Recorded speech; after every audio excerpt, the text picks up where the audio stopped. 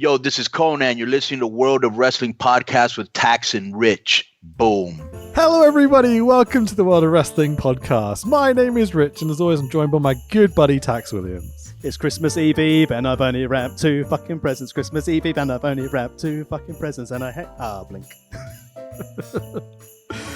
The weather outside is frightful, and the podcast is so delightful. Do you remember singing that? I definitely don't. You sang that, I think it was last year. It might have been the year before, but like regularly, I'll think about the podcast and I'll be like, weather outside is frightful. It's been stuck in my head for excess of a year. I remember the last SEPW show that me and Coach Wicked did an angle in the ring. And I ended up hugging him, and for some reason I was like, I think I'm just going to sing really loudly because this one where the power went off. And I think I said it was something like, "You're just too good to be true. Can't take my eyes. You feel like heaven to touch. I want to tag with you so much." That's excellent. Excellent work. Can we start this pod this week by saying we have very much fixed audio issues from last week? I can only apologise for Bill Gates' update, my terrible internet, and my general being. It sucks that we have to do these remotely for a little bit. COVID sucks, everything, etc., etc. Merry Christmas, everyone. But it's so nice being able to hear you again. This is going to be so much more fluid this week, I hope.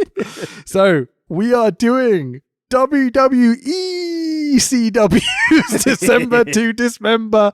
I refuse to call it ECW because it is fucking not.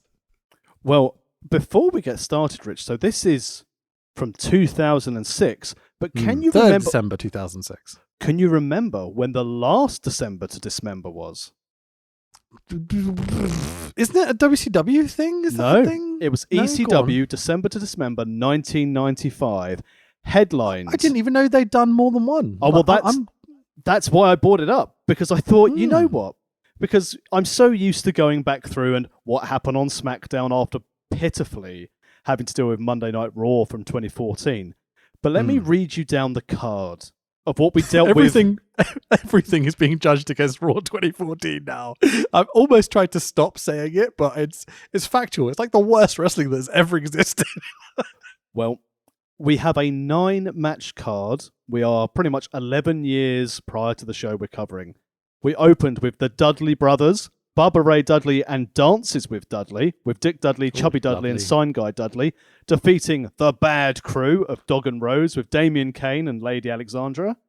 We had Taz with Bill Alfonso defeating... With one Z, right? With one Z, of course, the correct way to spell Taz. With crooked referee Bill Alfonso defeating El Puerto Riqueno by submission. Hack Myers defeated Bruiser Mastino by pinfall. Then we had everyone's favourite finishing tag team, the Eliminators, Total Elimination, defeating the Pitbulls. Pitbull 1 and Pitbull 2, of course. Would you believe it? We've got Raven against Dreamer. Raven with Beulah, beating Tommy Dreamer by technical knockout. JT Smith defeated Tony Stetson. Then our three-way dance for the ECW World Heavyweight Championship, Rich. It's the Sandman with Woman defeating Mikey Whipwreck, who's the current champion, and Steve Austin by pinfall to win the gold. Then, what a tag match, Rich. If anyone could go back and find this and watch it, Public Enemy of Johnny Grunge and Rocco Rock, the shittest tag team and the hardest not working tag team in the world, defeated Gigolo Jimmy Del Rey and Dr. Tom Pritchard, the Heavenly Bodies. Nice. And then our main ECW had a lot of kind of imports like that coming in that people don't really realise, I think. And then our main event, featuring most of the people who we'd seen already on the card, it was the Ultimate Jeopardy Steel Cage match. It was Dreamer, the Public Enemy, and the Pitbulls against Raven, the Heavenly Bodies, the Eliminators, and Stevie Richards. Double duty for everyone. Gotta get paid, boys. So, I hear you ask, what is an Ultimate Jeopardy Steel Cage match, Rich? Well, what is an Ultimate Jeopardy Steel Cage match with Tax? It's interesting that even 11 years later, we've got a really shitty, gimmicky main event, which we'll get to shortly. But, Rich, the Ultimate Jeopardy Steel Cage match was basically the participant... Each wrestler had a stipulation that would be implemented if they were pinned. So whoever beat Raven if someone pinned Raven, they'd get Beulah for a week. If anyone pinned Dreamer, Okay. Yeah. Okay. If anyone pinned Dreamer, Dreamer would have to have his head shaved. I mean, that seems fair compared to having someone's missus. Oh my lord. Okay. Yep. If if Public Enemy lost, or either one of them got pinned, they'd have to wrestle each other. Oh no. If the Pitbulls, one of the Pitbulls lost, Pit 1 or Pitbull 2, they'd be forced to split up forever, and whoever beat them would get Francine for a week. Oh Jesus. The Eliminators would have to be forced to leave ECW, and their manager at the time, Jason, would have to have his head shaved. He's got the clap. Yeah. If Stevie Richards lost, he'd have to be locked in the cage for 5 minutes with all the members of the opposing team. Sounds like a weekend with Beulah. Sorry. Couldn't help myself. And I didn't understand this, and I'm only going from the duplication of where I found this. The Heavenly Body stipulations was all stipulations for their team would be enforced. Don't even know what that means. I mean, that sounds a little convoluted, you know? Some would suggest it was, but, Stevie Richards took the pin. I think. Where's my notes? I mean, full of information. I'm not sure how useful this is to this show, but it is a December to Dismember, correct? It's 11 years ago, and this is the 9-match card we have with a main event, which is clunky and in a cage. And I that see is what the you're purpose doing why here. we go there. And also, the attendance for this event was 1,000 at the ECW arena. I bet it was fun. It's ECW is one of my favorite things in wrestling's history for sure. It's looking back at it compared to modern standards, it doesn't hold up quite as well, but the shows we've covered, and especially 95, 6, 7, almost into 8 as well, it's really, really fun. The booking is outstanding. I love this time period for wrestling, and this is the good thing about an ECW show from back in the day. It was just chaos, which was the fun part of it. But then we get to WWE ECW times. Their first ECW only pay-per-view. We'll get to that shortly. And I think on the network, this was still branded TV14. Okay, yeah.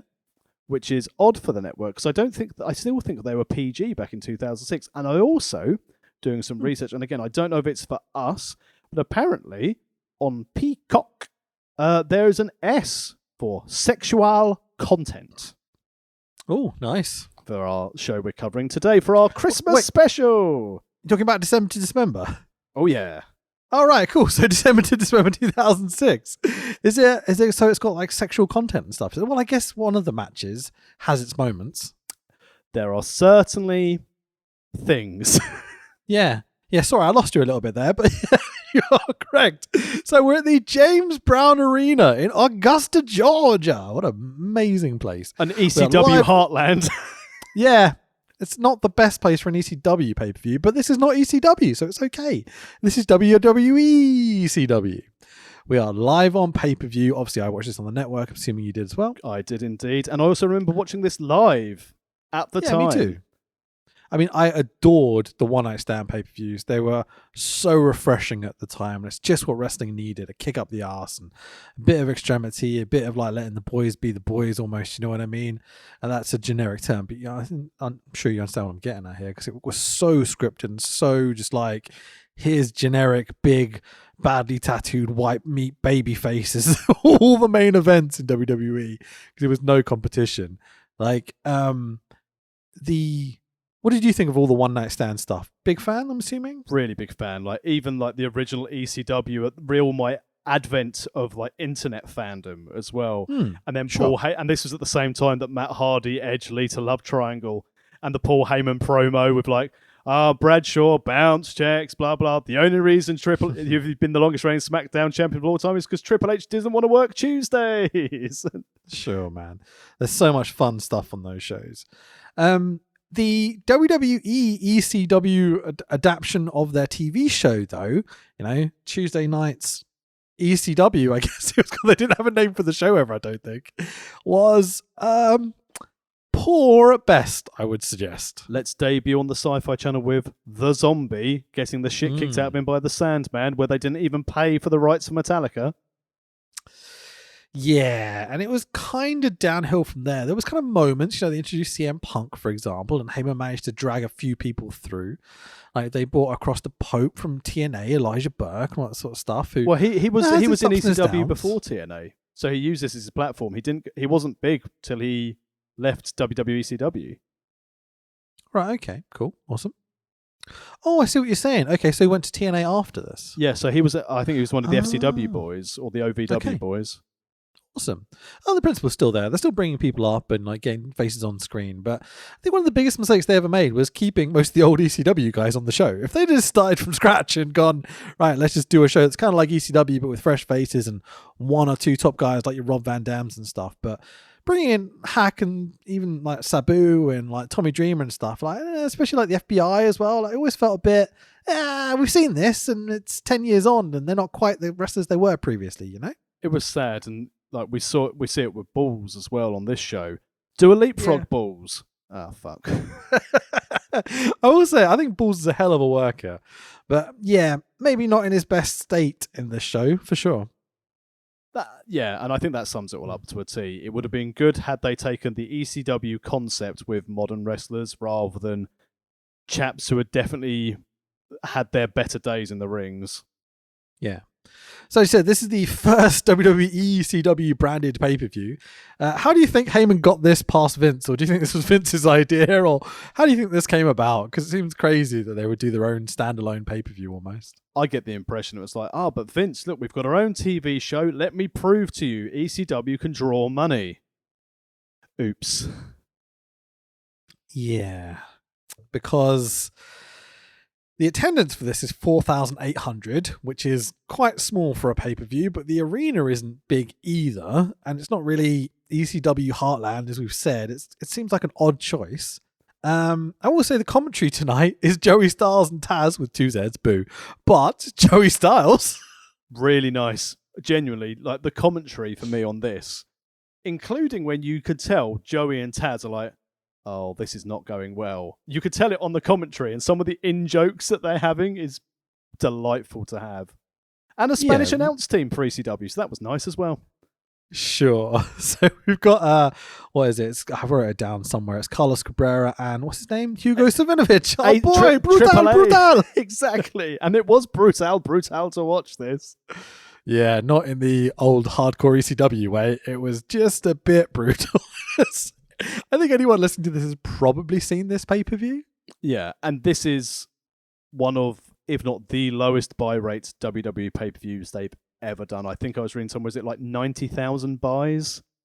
Yeesh, it's not great. Not great at all. But in fairness to them, it was really nice that they bought like the old circular video screen, which they used to use in the old Bad Blood pay-per-views, to have as a bauble for December to Dismember. So that's a nice start. Okay, so let's talk about this branding a little bit. Oh, yeah. Christmas ECW, so baubles and sparklies and circular screens and Father Christmas hats and stuff, but ECW, so razor wire and barbed wire and stuff. It's strange branding. Not the ECW I'm familiar with. I mean, considering back for December to Dismember, like the advert for it was like Sandman's arm coming through the top of a chimney covered in barbed wire with a kendo stick. Sorry, a Singapore cane from back, a candy cane from Christmas purposes. Yeah, it was very much. It was nice to have the staging, but the ECW branding for what was, it's a clear distinction. This is WWE's vision of what Extreme Championship Wrestling should be. Yeah, and I think we'll get into the main event stipulation and relative to ECW and stuff when we get to it. But it's very convoluted, to say the least. I think that's a fair way of putting it. Agreed. Okay, so let's get to our opening video package. So it's pretty iffy kind of video editing here. It's not quite WWE sort of standards, even in 2006. Like, honestly, it felt a little TNA. Except worse. Yeah, lots of just I'll just fade that into that and have a bit of black and white and, oh, here's a random video effect. It's like they had the junior editor do this for them, or some leftover from the original ECW that didn't know how to use the equipment or something. It was, I come to expect of higher standards of WWE, you know? Low budget school project. I think if someone's at college and they did this for their college project, I think like their lecturer would be like, pretty good effort, good first try. Yeah, it's a solid pass, you know what I mean? It's not a fail. Yeah. But you expect a bit better from a pay-per-view production. Good thing there were only 90,000 buys. Think about it. I'll just put it in perspective, right? So whoever worked on the intro package, less people have seen that intro package than see your average video for Wrestle Talk. Yeah, seen our daily videos. Bloody hell. Okay, so we do about 100,000 views a day. So that's just on the news. Yeah, exactly. Wow. So if you think about something that does put it into edit, perspective, actually. Yeah. When you edit something that for a daily web show based on YouTube has seen more than this pay-per-view, you know, it's adds up, mate. The little video essay we did on Parts of Unknown about Hangman Page's story in AEW has done more views than this pay-per-view did live. That's pretty nuts. Okay, so the voiceover is brilliant. And so it cuts from the generic voiceover guy. It's very WWE sounding, but it's also got Paul Heyman's voice in it. So for the first time in a while, we could do the intro together. Yay! So I'm going to do the voiceover guy and you can do Heyman, all right? Okay, let's go for it. Okay, so the voiceover guy is like, 6 men will enter. Didn't know Brooke Hogan was here tonight. Nice. Start strong. Start strong. Knowing they will suffer the unimaginable. Brooke Hogan. Torturing their souls, sacrificing their bodies. Confined in a chamber that knows no mercy. Wrong pay-per-view. Oh, Brooke's vagina. Endangering their very careers. Hanging out with Brooke. Trapped in a structure more extreme than ever. Brooke's vagina. Imprisoned inside the pods, each with a weapon. Her arsehole and her vagina. With instruments of destruction. Hogan's cock. Metal chairs. WCW's crowbar. Table. Barbed wire baseball bat. They will be detained until only one man is left. Inside the chamber. Brooke's vagina. It's total anarchy. Brooke's vagina. Then everyone gets a quote here. So Punk goes, "Oh, I want to win the chamber." Big Show goes, "I want to win the chamber." And Sabu goes, because he doesn't talk. Even though they made him talk. And I'm like, why did you make Sabu talk, you bunch of wankers? Anyway, so VO guy goes, "To become the ECW World Champion." WWE ECW Champion World Champion. "Inside, the time has come to seal their fate." Not sure that sentence makes sense. "It will be a December to dismember. Let the bodies hit the floor. Let the bodies hit the floor. Let the bodies hit the floor." It's the best bit of the pay-per-view. It's got "Let the Bodies Hit the Floor" as the music. It's great. All hail Drowning Pool. I loved that album. Such a sad They have end an to album? that poor singer. Yeah, no, it is sad, isn't it? Like, how did he die? Was it drugs? I think if memory serves me correctly, he choked on his own vomit after a hideous drink and drugs binge. Well, super rock and roll, very ECW. I'll give him a chant. ECW, ECW. There you go. Which, because they went and played, like Drowning Pool, they also did, was it Tear Away? Was one of the songs they played live at a WWE show, but I can't remember if it was a Mania or not. I think it might have been I think you're Mania. overestimating my knowledge of Drowning Pool. I know they had a song called "Let the Bodies Hit the Floor." All in that asylum/hospital building for the music video. Very nice. Oh, yeah, absolutely. But I'm pretty sure they did something at a Mania 18 or 19, so they've got a history of WWE, so of course they're going to wheel them out for ECW. Well, they're one of the Limp Bizkit, Kid Rock, Saliva bands, so How dare they would have you. done a lot more. Limp Bizkit and What do you mean, Saliva how on a dare completely I? different level to Drowning Pool. No, they're WWE bands. They're just like, you know, me and my friends, oh God, what was his name? Brilliant. Gaz, there you go. Sorry, bad memory. Did a lot of bad stuff when I was younger.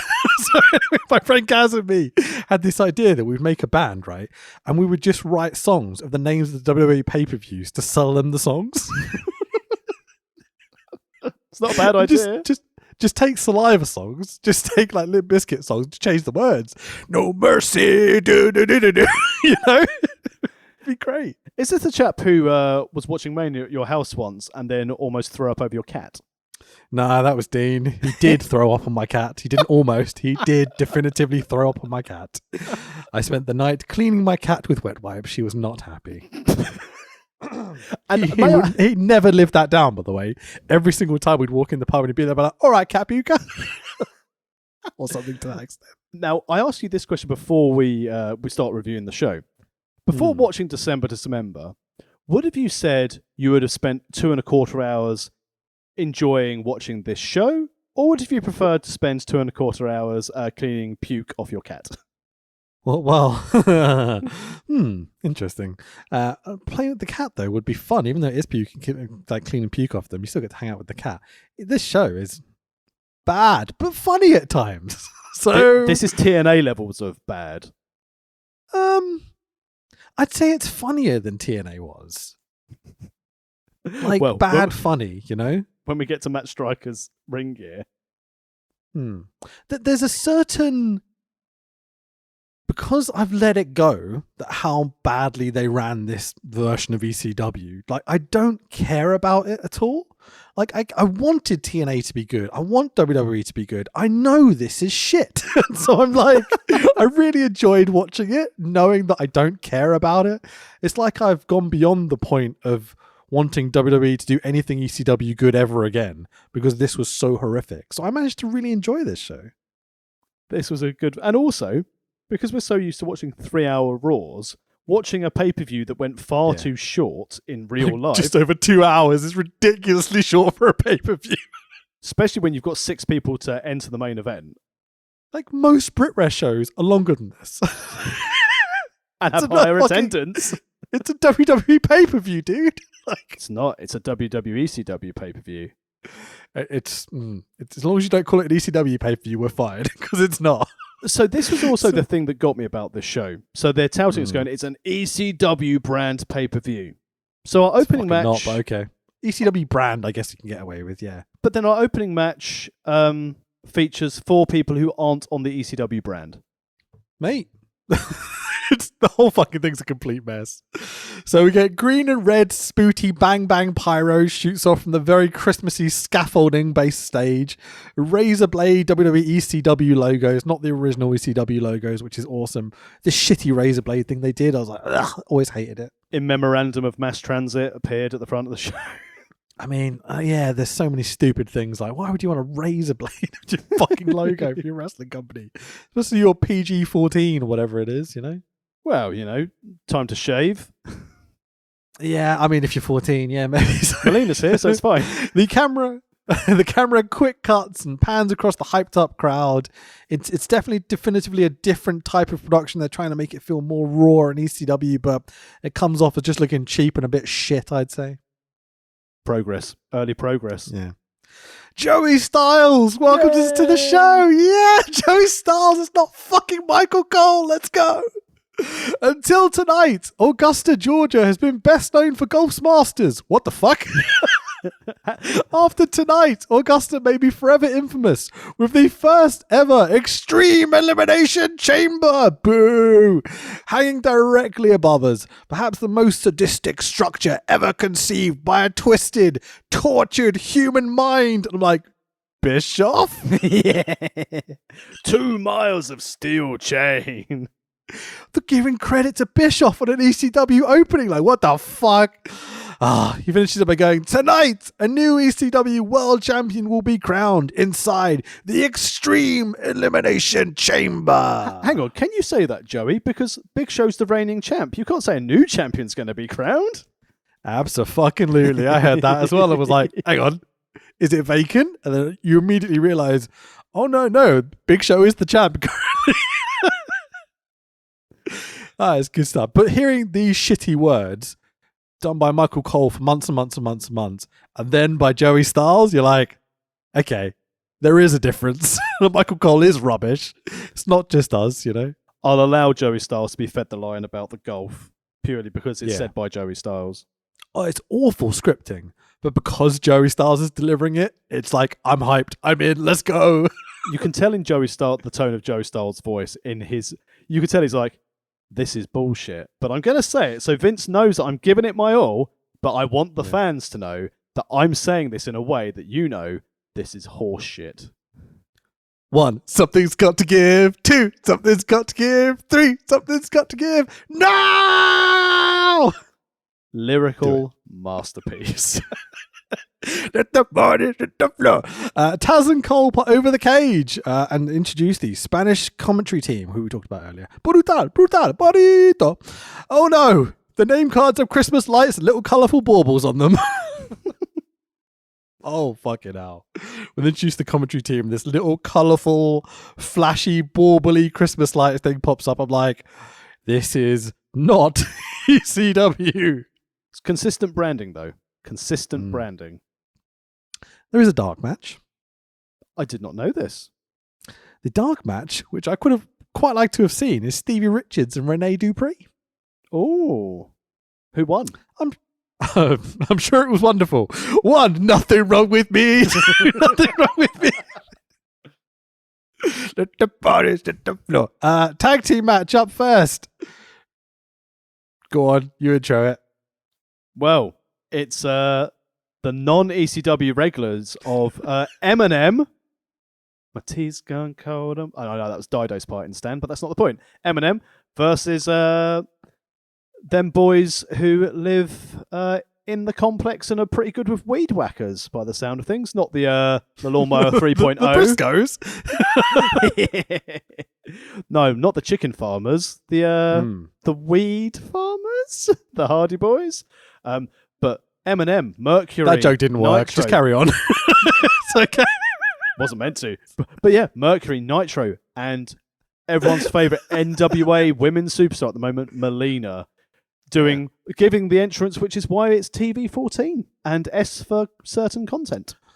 Oh, do you think that's the moment? I was thinking the other female involvement later. Yeah. Well, I mean, I'm not being funny. The camera, pretty Brooke Hogan'd her very much. Yes. They went very TNA camera work on this match. Or later match, I should say. They certainly work for TNA based on the angles where Paul Molina's doing her entrance. But even now, I'm like, take away the lurid sexual content element. Melina be able to lift one leg up on the ring apron, then the other doing the splits, and then basically going under that bottom rope. It's like, you do yoga. You're very flexible. I can't even walk up the stairs without popping a hamstring. So the fact Melina can do that is incredible. I could do that. Episode 150, we'll get a ring, and that's what the whole show will be. A lot of stretching. In the same way I could beat you and Tom in a race, I could definitely do that. We still need to do that. No, we've done it. I won, remember? Did you say also it's Eminem versus Team Extreme, the Hardy Boys? I did, yeah. I'm not sure you did. I said the Hardy Boys. It's fine. I swear you didn't, but it's okay. So they're called Team Extreme here because, ECW, get it? Extreme. La la la la la la la la. Christmas. Because they're the Hardy Boys to me. They will always be the Hardy Boys. Same for you? Yeah. Matt and Jeff, the Hardy Boys. Intercontinental Champion Jeff Hardy. ECW. ECW. Oh, dear. Oh, what a mess. Oh, and So also at red this point, carpet Nitro is paparazzi, being it's pushed awesome. as a singles guy on Raw. And Mercury, Yeah, they're not a team. And Mercury's just come back from being suspended. Yeah, Eminem are not a team at this point. They have been apart for like half a year, I think. It's incredible. Booking. Eminem are prime douchebags.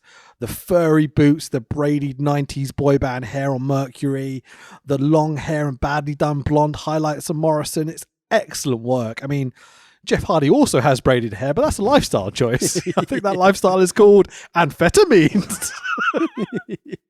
And it's good to see that Johnny Mundo's returning to AAA in February. Yeah. He is indeed, yeah. Flippity-doos parkour, if you will. How flippity-doo parkour. It's amazing how Morrison can only get books because Tyre's going there. And she's probably like, please, Conan, please book my wanker of a husband.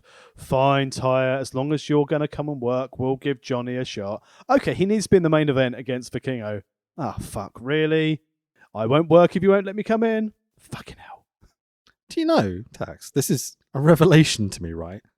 There is a whole like group and generation, like section of wrestling fans that actually like John Morrison and Johnny Gargano. Would you believe? I know people like John Morrison. My colleague Warren, my good friend, my counterpart in Canada, he's offended by John Morrison, and that's when our friendship ended. I don't understand this logic. It's like, have you not seen them wrestle? Have you not heard them talk? which astounds me, because Warren is a fantastic wrestling fan. I love him to pieces, and again, we agree that Bret Hart is the greatest wrestler of all time. Yeah. So to like John Morrison when Bret Hart is the best wrestler of all time, it just blows my mind. Yeah, there's certain people at my work that like John Morrison as a wrestler, and I'm like, oh, okay. Did they then leave and go and work at Give Me Sport? Is that what happens when you release it? I'm not sure. Is that what happens when you reveal in the Wrestle Talk office you like John Morrison that you're booted off the team? Well, he's like, get out. Oh god! So the Melina Splits thing, I know we've talked about it already, but like she also makes out with each of the Eminem lads. I'm like, oh hello, this is quite ECW, ECW. What do you feel about that, Dreamer? I'll have them both. I'm hardcore. Yeah. Yay! It's nice super throwback. sexualized, but like, yeah, it really is. So we get a replay of Christmas razor wire framed replay. It's very weird. Eminem attacked the Hardys in ECW TV last Tuesday. So match. They've got a grievance. I've got an empty arena, so let's have a match. Yeah, I've got an empty arena with no fucking matches on it, apart from this chamber main event, which is very on ECW. Who else wants to wrestle? And the Hardys are like, hey, we used to like ECW when we were booked on WWE shows. I got excited. Well, not excited. I got interested in this match because I thought this was the awful ladder to Joey Mercury match. Oh, no. And when it didn't happen, I was like, oh, wasting my time playing in interest to this. I was like, where's the ladder? Where's the ladder? Where's the ladder? Where's the... And then when it finished, I was like, the ladder is not here. Fuck. Let's throw this out here now. ECW with disqualification in the matches? No. No. Disgraceful. As soon as I realised they were doing the whole rules thing, I was like... oh, this is definitely not ECW. Fuck, because a ladder in this match would have gone down a treat, mate. As soon as I realised they were doing the whole rules thing, I think that's the best quote. It's ECW. It's meant to be ECW. It's fucking not, though. Goddamn rules. Oh, by the way, on the subject of rules, and I'm just going to send this to you in the chat just to see if you get a live reaction for this. I've realised I've become one of those families. I'm a member of those families now. Hey, Rich. Heading into your Discord, because it's December to Dismember, of course.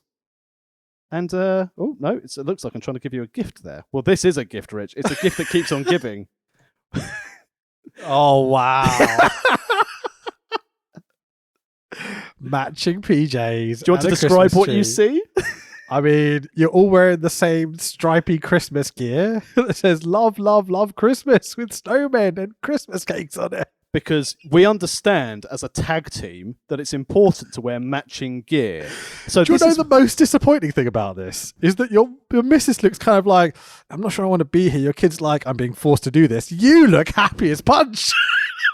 That picture, right, it's ridiculous. Like, they wanted the photo, and then my wife was like, I'll hide behind everyone. And then Harriet was like, can I hold on to both of your legs? Like doing like a double single leg on us as the camera went off. And I was like, oh, I should have sent it at the start of the show. But as we're in tag teams, I was like, at least both these teams are dressed like tag teams. And that's when it made me think, you know what else looks like a tag team? The Tex Williams family. Oh, delightful. Thank you for that. That was a lovely break in the action. So the Hardys do their entrance. Doc, Jeff's got a gun. He borrowed it off Alan Anderson.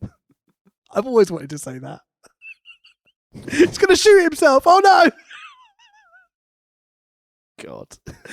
Oh, I amuse myself. What can I say? The ring apron is cheap as Brooke Hogan. Hey.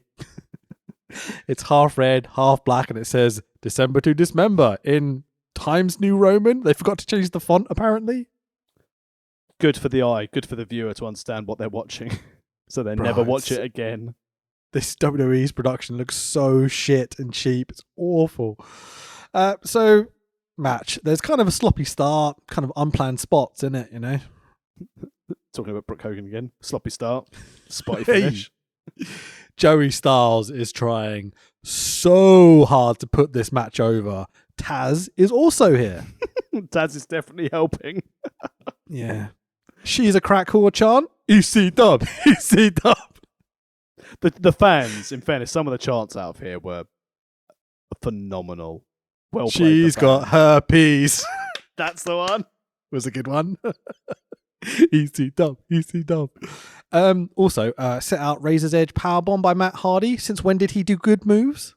I know. I think at this time, this was either the first or second time that I heard Melina's like guttural scream that made me suddenly think, God. "Oh fuck, my daughter's awake," and then I was like, "Oh no, it's coming from the telly." Yeah, it's an unpleasant sound, not in a heel heat way. In a please stop. I want my ears to survive this match. It was awful, but again, got unnoticed. I wonder whether you could impersonate the scream, or would that be too loud? I don't think I can even do it justice. Okay. I definitely can't. My voice is too low and my throat is too ruined by all the cock I've swallowed. I mean, what? Brooke Hogan?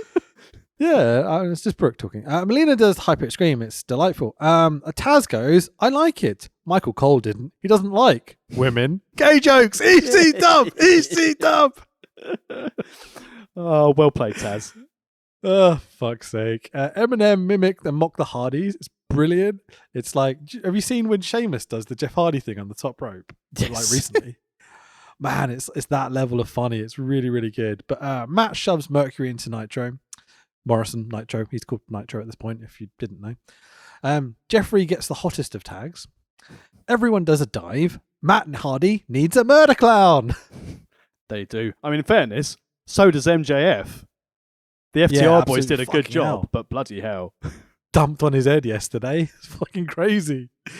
Anyway, so Matt does a house show dive. Mercury is a giant piece of shit and basically power slams Matt to the outside rather than catching him. I'm like, fucking hell, mate. Like, catch a dude, yeah? Oh, EC Dub. Go into business for yourself. Yeah, remind me to do this when we get to episode 200. Yeah? Yeah. On it. I'll finally be able to hit a house show dive at that stage. Twist of fate, swanton, building to the finish, right? But Nitro drags Mercury out the way. Taz goes, crash and burn a Rooney because he's contributing.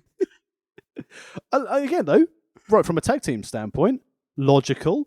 My tag team partner's about to get squished. I shall remove my tag team partner. Logic. Yeah. This is about 20 minutes into this match. It's like, that was definitely the finish. But then someone went, we've only got like 5 matches and 3 hours to fill.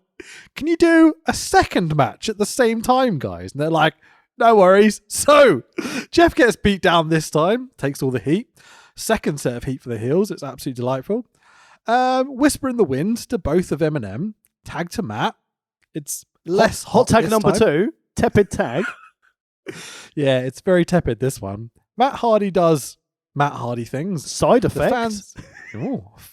Second leg drop, mate. Ooh. Apparently they've never seen a Hardy match before because they are popping like crazy for everything he does. I'm like, if you've never seen Matt Hardy wrestle before, he's done this for 20 years, boys. What's going on? But it's his ECW debut. Fucking hell. Stereo suplexes by the Hardy Boys.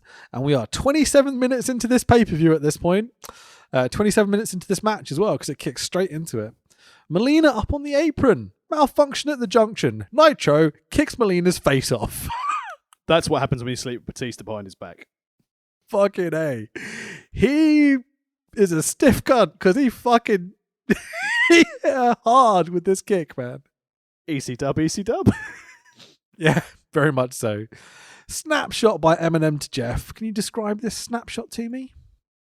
I mean, I'm not going to lie, mate. I wrote down the note going, Eminem hit their snapshot, and I was like, I've just gone back and gone, I can't remember what the fucking thing is. I put it down as snapshot because it was called on commentary. It's like a elevated over the shoulder kind of assisted DDT thing. Yeah. It's so memorable. Yeah, good stuff. Okay. But Matt breaks it up. Boom. Double cutters to Eminem off the top by Matt. Swanton onto, as Taz puts, an Eminem sandwich because he's contributing tonight. 1, 2, 3. The Hardy Boys win. The logic of having a swanton done to you with your mate on top of you, so you take none of the impact, but then you get pinned as the bottom guy, is brilliant wrestling logic. The thing that got me about this, like you said, I thought, right, so this match to bell was 22 minutes, so that's about entrances. But by the time they'd done their entrances, you said you're half an hour in. And the thing with like Eminem, in fairness, like they're stiff, and I didn't mind their tag work. And the same thing again for Team Extreme, for the purpose of this pay-per-view. Together, I expected a lot more, but then they're quite spotty teams. So to then essentially have an opening match, which they would expect to have a spot fest for the best part of half an hour. And like you said, this very much screamed of, here's the finish. Oh, no, don't go home yet, boys. And I think there was a moment where Nitro looked at the referee and just did like the facial expression of, what? And I don't know if that's to do with 20 more minutes. Broadway opening match. Fuck off. But yeah, I don't know how this match could go on with so little happening. Yeah, it's a sloppy fucking spot fest. It's guys doing house show match essentially, but for a very long time on a pay-per-view where they're just filling endlessly for time. This is also not their first match. They go on to tag again, I think, as part of Armageddon a few weeks later, and then they go on to the Rumble. But I think it's Armageddon where Joey's nose exploded, basically. Absolutely. So with all that being said about this match in particular, right? It's not the greatest thing we've ever seen, but it's a decent enough opener. If it would have gone 10, 15 minutes and we could have kept the crowd hot and going. They certainly even lose the crowd towards the end and it starts to dip off. And this is as hot as the crowd gets all night, by the way, just to throw it out there. But it was still a million times better than almost anything we saw on our WrestleMania Triple X run. Definitely. And again, in fairness, like you said, had this finished at the original, I think, planned spot where Jeff got the hot tag, it would have been pretty good. As you said, from an opening match for a pay-per-view, I wouldn't have any complaints, but it's just, it went too long. As you said, like the last 7 to 10 minutes of this match was very much, they've missed their finish, and now it's literally filler. And it's all downhill from here. Don't be silly. Kelly's out later. S for content. Taz and Joey putting over the chamber match very, very strong.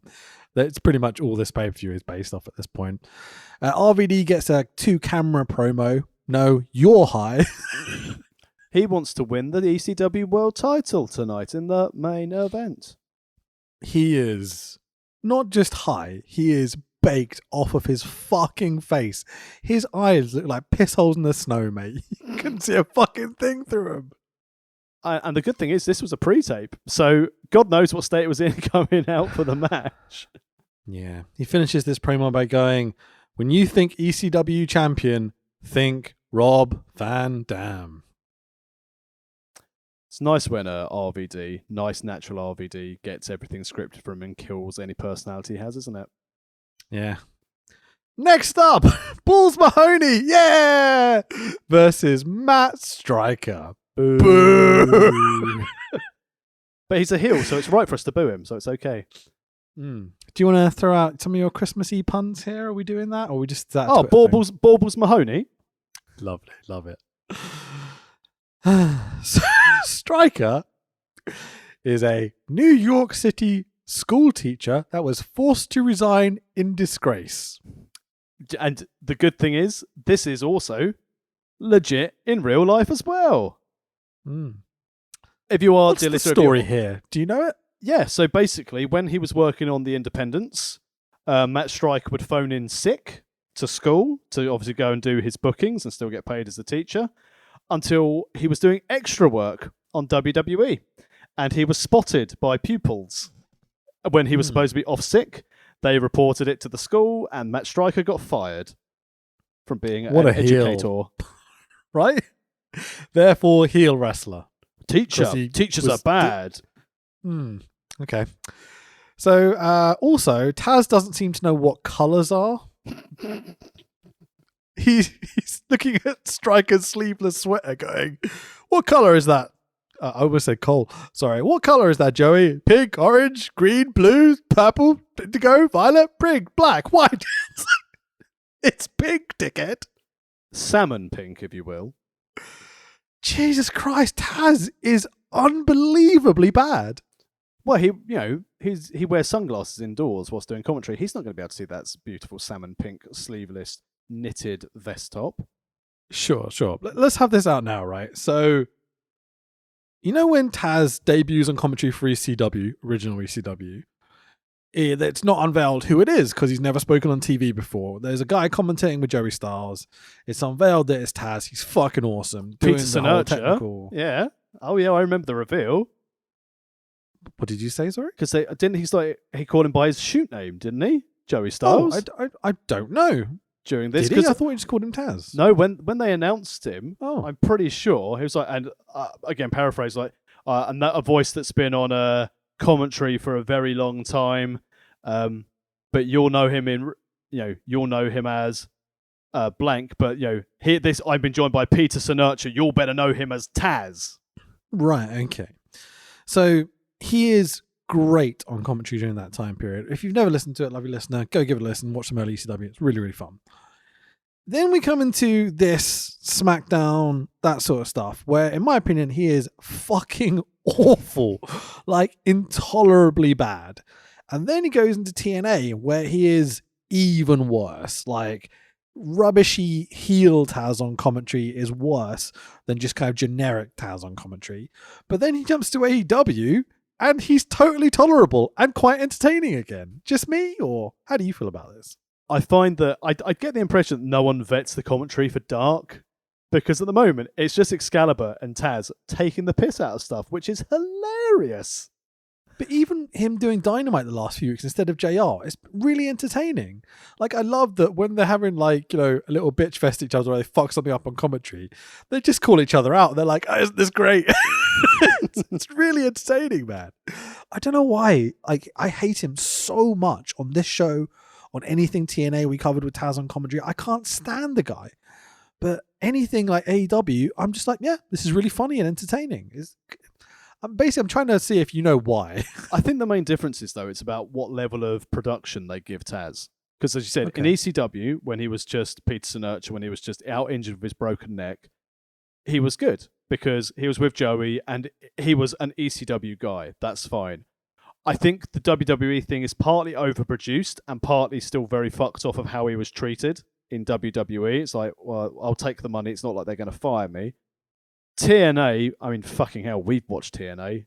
I think he did a great job for taking that money and doing the bare minimum to make a salary. Then he left the business and went off and did his radio show, and then he's back. And I think it's a case of he's having more fun with it because his son's there. He's actually invested in the product. He's invested in those who may in the future work with Hook. So I think and also I think now they're in a stage where he didn't want to call bikini matches and sports entertainment. It's like in the match with was it Griff Garrison and Malachi Black, when he basically called over Excalibur. No, that's not an ankle hook. That's a knee bar. He's trying to get in a knee bar. It's not a fucking ankle hook. And it's stuff like that, which is lovely. And, absolutely. Lovely little Tyner nurture. Hook! Send Hook! Keep him in there and keep Taz as happy as he is. But as you said, like on this show, it's produced Taz is not a good commentator, unfortunately. Yeah, I think that's definitely the case. Also, best-selling T-shirt for AEW right now, Hook. Book Hook. Send Hook. Absolutely. Send Hook, man. He's fucking ace. Anyway, so back to the match. Balls Mahoney versus Matt Striker. Matt Striker in the ring. Cuts a promo. Balls. We should also mention, by the way, Matt Striker's gear is very like multicolored trunks with his own face on his arse. Oh, yes. What a gimmick. At one point, Taz notices that Stryker has his own face on his ass. Joey Styles goes, "You've got to wonder about a man that wants to sit on his own face." Send for the man, because Taz and Joey are just laughing their tits off on commentary. It's absolutely great fun. But then we get the match. Did you know that Matt Stryker was a heel and Balls Mahoney's the face? Yeah, there's the weird pre-match promo stuff where they're not talking about their match. They're just putting over the chamber match at the end of the night. And I'm like, what? And they have to establish this gimmick whereby they're like, this is going to be Extreme Rules, extremely strict enforcement of the rules. EC Dub? I like the referee not follow. Obviously, Matt Stryker got his script wrong because Matt Stryker went to referee going, "I want no poking of the eyes." Referee pulls fake hair on his head. That's good stuff. Right, so Balls Mahoney. Yeah, he Beth. I don't know how else to say it. In fairness to Balls Mahoney at this time, he dropped a lot of weight because he was looking like his frame was obviously a lot slimmer than it has been. Because if you'd seen like Balls Mahoney and Axel Rotten back in the days of early ECW, they were super big lads. But Balls had like done a good job of cutting down. But where it had obviously come off his face quite a lot, he looked really gaunt. He didn't look a well boy, which again I think is another downfall, as you said earlier in the pod about having these old guys in here. They should have just let Baubles retire and just maybe so. Like it's nice that they're getting a payday.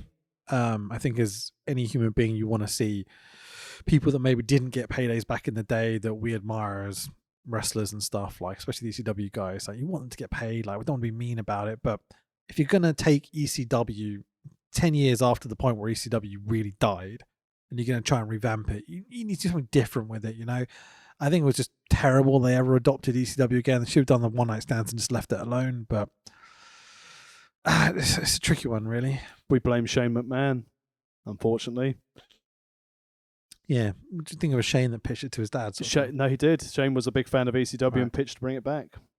I often wonder where, especially stories of this time period where there's not as much information kind of actually really available necessarily, where like the legitimacy of some of these stories that like Melts and things would report, but who fucking knows, man. So the gimmick here is that the hardcore extreme wrestler Balls Mahoney is going to out-grapple Matt Stryker. But the Stryker punches to distract Balls, and Balls spits out his gum, which Taz goes, "He just lost a tooth." And Joey has this great line where he goes, "Well, that's 3 left for Balls." Very funny. I'm going to be honest, man. I think Balls is a really good worker. He's not got the agility. Like, as you said earlier, they're going to do the leapfrog, and Matt Stryker gets a face full of balls. Basically teabagged him with his baubles. But, you know, Mahoney has, you know, if it was JR, he would have had a collegiate wrestling background. Yeah, his selling is awesome in this match as well. Yeah, making Matt Stryker look $1 million in a very, very shit match. Yeah, like making the most of what you've got, you know. I think Balls is the epitome of that at this point in his career. Yeah, I mean, but again, it's one of these matches which I think should have been a squash. It went far too long, adding the promo, which again was a case of, hey, Matt Stryker, you and this referee need to do this promo. Referee, remember what the wrestler tells you. Oh, sugar. It's like they went, the opening tag only went half an hour. We needed 45 from them, so you've got to do 20. Okay? And they're like, we're Matt Stryker and Balls Mahoney. We do 5 at most, right? Balls Mahoney had blown up walking up the steps. We've got to go 40, Balls. What? This pay-per-view is such a mess on terms of timing and such. It is awful. One of the things I noticed about this match as well, it's any trainee wrestler is told this. If you think you're going slowly, go even slower. Well, what Stryker and Mahoney did here, fuck me, they pressed pause. So the story of the match, what it boils down to is, apart from the whole bit we talked about. You're generous. Oh, I think so. It's better than 2014, mate. Stryker goes after Balls' arm. When Balls goes for the punches, he stops and actually sells his arm. And I'm like, oh, that's good shit. I like that. Stryker cheats because he's the heel, obviously. Ball uses the other arm to punch Stryker and does the balls, balls. To be fair to him, he gets a pop every single punch he does. Yeah. That's more than a lot of wrestlers, you can say. One of the most over things on the show, in fairness, to Baubles. It's great pantomime bullshit, you know? Yeah. Classic Brit Res. Yeah, it really is. And out of nowhere, Balls hits a one-arm sit-out powerbomb spine bustery thing. For the 1, 2, 3, and your winner is Balls Mahoney. This was not a good match. There's no good job building up to the finish. It's basically Balls Mahoney's like, fuck this, go home. What? Go home, sit out spine buster, done. Yeah, I didn't think it was that bad. I quite enjoyed it. I thought it was silly. I mean, I can sense the disappointment across the internet. You know? Again, it's much of a muchness. And again, had the Hardys and Eminem gone their 45 minutes, the crowd would need a letdown match after this. So this is what it did exactly that. It certainly let the crowd down. Yeah, absolutely. So young CM Punk does some airboxing backstage. Hey, his only drugs competition. Did you know that, Rich? They don't say it much on this show. Fucking hell. So we jump into the first thing that I remember seeing the first time round and going, because they cut backstage and Sabu is found in his natural state, passed out on the floor backstage. Bloody Somas keeping people out of title matches. Yeah. For some reason they're concerned and I'm like, it's Sabu, don't worry about it. The story is that someone has attacked Sabu, and one of the main reasons for watching this show has now been written out of this show. Fuck. Fair play to Sabu getting a pay-per-view payday. Yeah, absolutely. Not having to wrestle or work at all. Like, was he injured? Was he caught smoking crack or something? What happened? Why is he not on this match anymore? Who knows?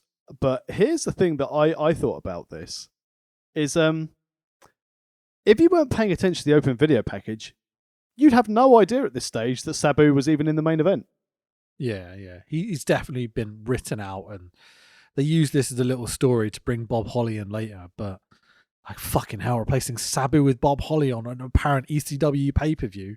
As an ECW fan and watching this at the time, I was just like, fuck this show. No way. Now, what I devastated. What I was thinking, is this around the time that RVD was ECW champion, then him and Sabu got pulled over for naughtiness? Yeah, they were smoking weed doing Million Miles an Hour, whatever, weren't they? Well, that was after the second one night stands as they started the ECW show, because like Rob almost immediately drops the belts. I seem to remember.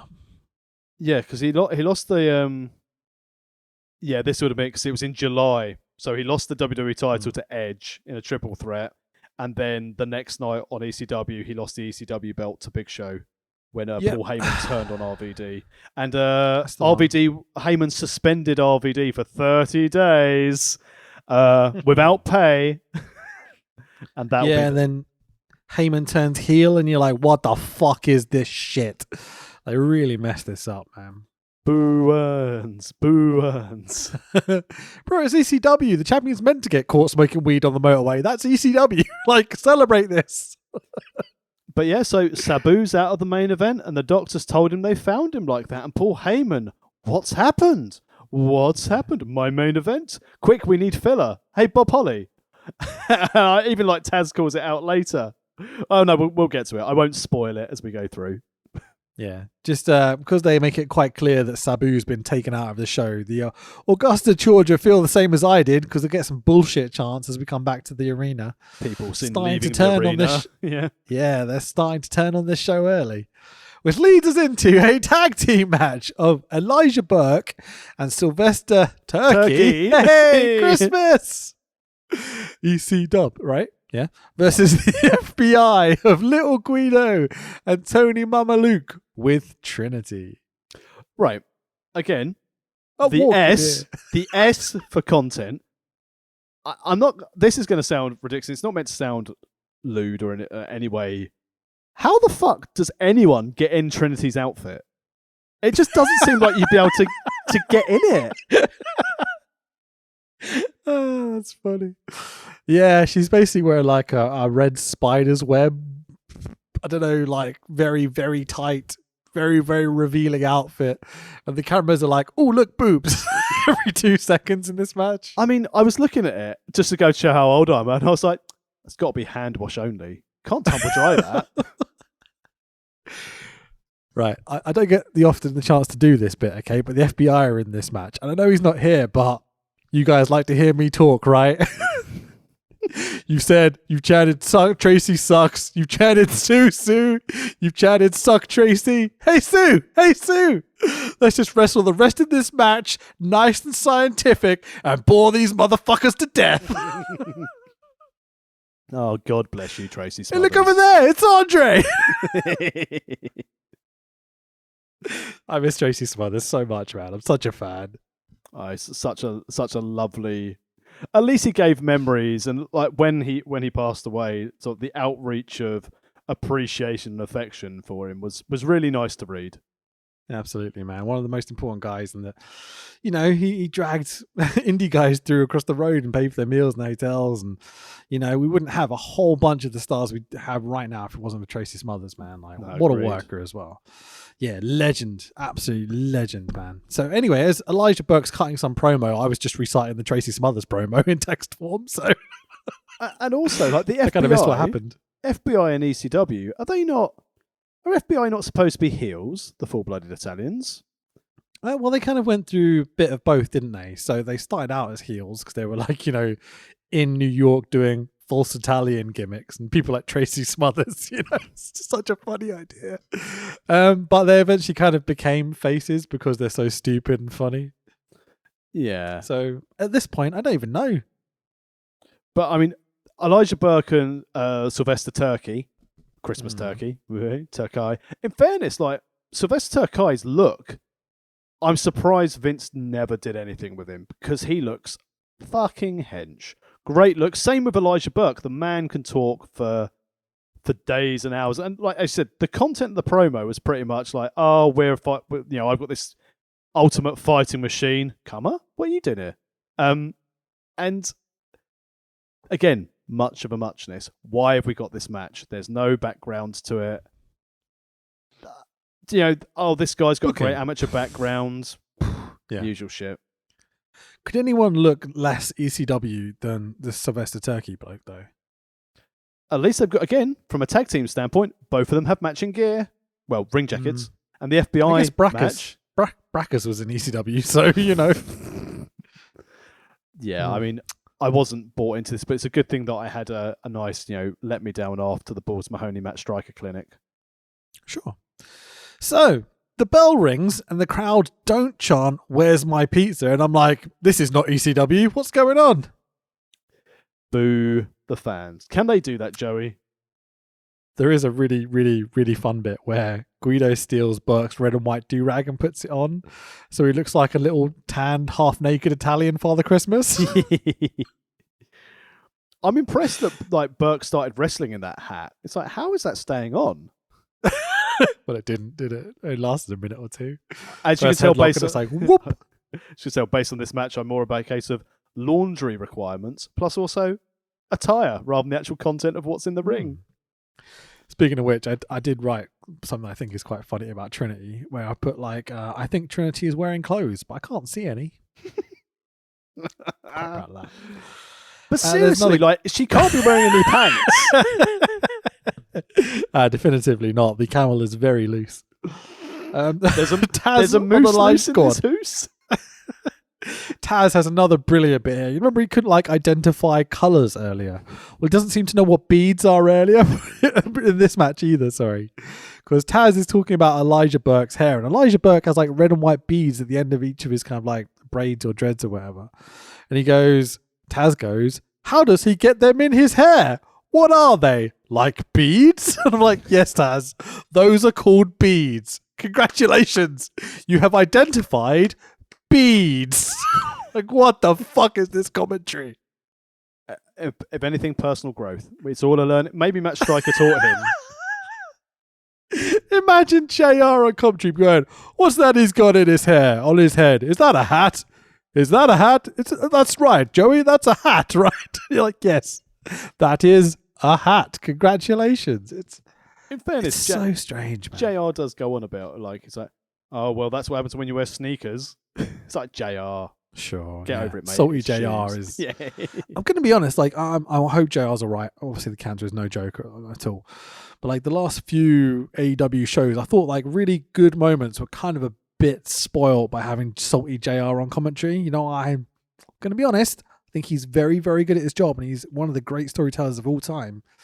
In 2021, maybe we need to change his role a little bit. You know. Well, yeah. JR was saying that this is his last run as at the booth. I think he's going to be going to be doing more stuff backstage as and when they can transition it.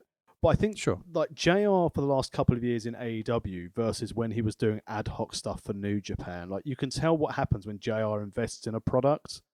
But like you said, like from a commentary standpoint, what we're seeing at the moment, it's quite refreshing having Taz, Excalibur, and Tony Schiavone in there, but it's certainly better than the first week when JR wasn't there. We're like, let's have loads of different people jump in. No, we don't need that at all. I will say Excalibur and Tony Schiavone is one of the greatest commentary combinations I've ever come across. I think they're so good together. Yeah, Excalibur is the guiding light for this, and it's it's a really, really good get for Tony Khan, because he could have gone with, I'm pretty sure he could have got Raccaboni early doors, but I think because of they still might. Yeah, but he's doing stuff for New Japan Strong now, I think, and also GCW.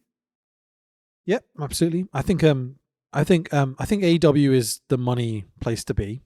I think if they're gonna have a third person, it'll probably just be Taz at this point, and maybe end up being like Jericho or something, which I would not want on Dynamite. I'm not sure I can handle 2 hours of Jericho screaming down the microphone. You know. But what is it, Excalibur? Exactly. I don't hate his commentary. An hour is fine. Like Rampage, whatever. Do not put Big Show or Mark Henry on commentary for Dynamite. Please don't. But like, imagine a commentary team of like Ian Riccaboni, Excalibur, Tony Schiavone, Excalibur, Tony Schiavone, and Kevin Kelly, for example. I think it would work beautifully.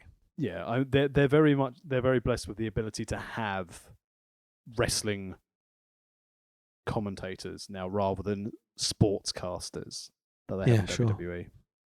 So anyway, back to Guido. He gets beat up.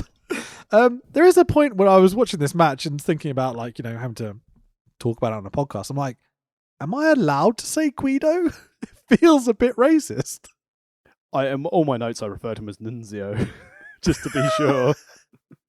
I'm like, anyway, Mama Luke gets the tag, and I'm like, am I allowed to say Mama Luke?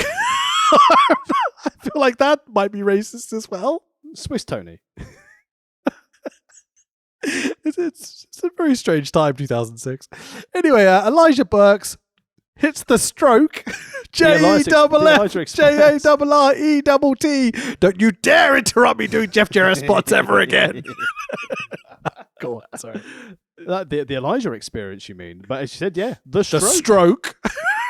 Fuck whatever he wants to call it. It's the fucking stroke. He hits it to Mama Luke for the 1, 2, 3. It's always a finish. Buck and Turkey get the win. Yeah, the stroke along with the Michinoku driver should always be 3. But then the most interesting thing happened after this match. Through Elijah Burks chanting when Sylvester the Christmas Turkey Turkai picked up Nunzio, and as he had him up in the Muscle Buster, Elijah Burke was just shouting at the top of his voice, TNA, TNA, TNA. And then I realised he was just looking at Trinity. Oh, right. Okay. I didn't notice that. No, he wasn't. That was the joke. But no, he was calling out the opposition. And then he basically copied Samoa Joe's finish and smashed little Nunzio over Muscle Buster while Elijah Burke chanted the rival organisation. I know we're well beyond it at this point, but don't take a fucking muscle buster from this Turkey douchebag. Looked like you fucking murdered him. Proper murder clown there. But yeah, this is a move that Samoa Joe, like a very, very established safe worker, has done a bunch and really hurt 1 or 2 people with it. So stop doing it. Don't take it from a fucking rookie. Jesus Christ, mate. He doesn't let him out at all. He literally just cripples him, basically. Falls down and crushes his neck on his shoulder. And I'm like, oh my God, he's dead. He's fucking dead. Not good. Not good. Thankfully- So Thankfully, these, he's okay, but these guys who should have had another 25-minute match went 6 minutes. But yeah, we've got time to fill, boys. But 6 that's what minutes is not long enough. that's why everyone's got a promo before the match. Matt Striker, promo. Elijah Burke, promo. Match. Backstage vignette. Speaking of which, Sabu is taken away to a local medical facility as Rob Van Dam and CM Punk look on doing acting. They look concerned, Tax. CM Punk's worried he's going to basically fail a drugs test by just being in the aura of Van Dam and Sabu. Just going to inhale the fumes, coming off them. Fucking hell. I wouldn't want to wrestle with them because what level is in the sweat? Next up.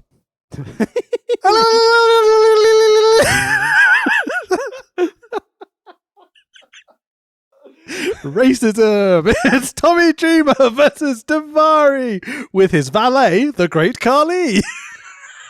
I mean, I was expecting Francine, I was expecting Beulah, but no, we've got bitch tits himself, the Great Khali. That music, mate. That fucking music. Jesus Christ. When he goes, at the beginning, I'm like, no. I forgot this was a thing. It's I'm so glad they kept it from Muhammad fucking Hassan, racist. because that was Muhammad Hassan's music. Then they killed him. And then, Oh my God. but Khali's in the ECW, so that's good. ECW. So, do you want to go through this match? Well, Question mark? let's set the scene. So obviously Dreamer's the face. Daivari and Khali are doing heel foreigner gimmick when Daivari's from Minnesota, so that's good. These goddamn these goddamn Viking fans. Yeah. So Taz is doing the usual announce thing here. He's like, "Look at the size of Khali. This is great." And Tommy Dreamer brought out his best moveset in this match of headlock, takedown, headlock, run in the corner, headlock, takedown. He's really, really there. But then Daivari kept just going out of the ring because he's like, I'm not working with this shit. This man should have had his head shaved 11 years ago at the original December to Dismember. Daivari got a nice baseball slide, but then Dreamer came back in, throwing Daivari into the barricade. Dreamer tries running the ropes, and then Khali pulled down the rope, and Dreamer fell over that top rope. Because you know those ropes, Rich, where you run them, and you just bounce off them as if by magic, and you just can't stop running. Well, Dreamer just ran and was like, "Oh, and fell off." And then, brilliant. Referee sent Khali to the back.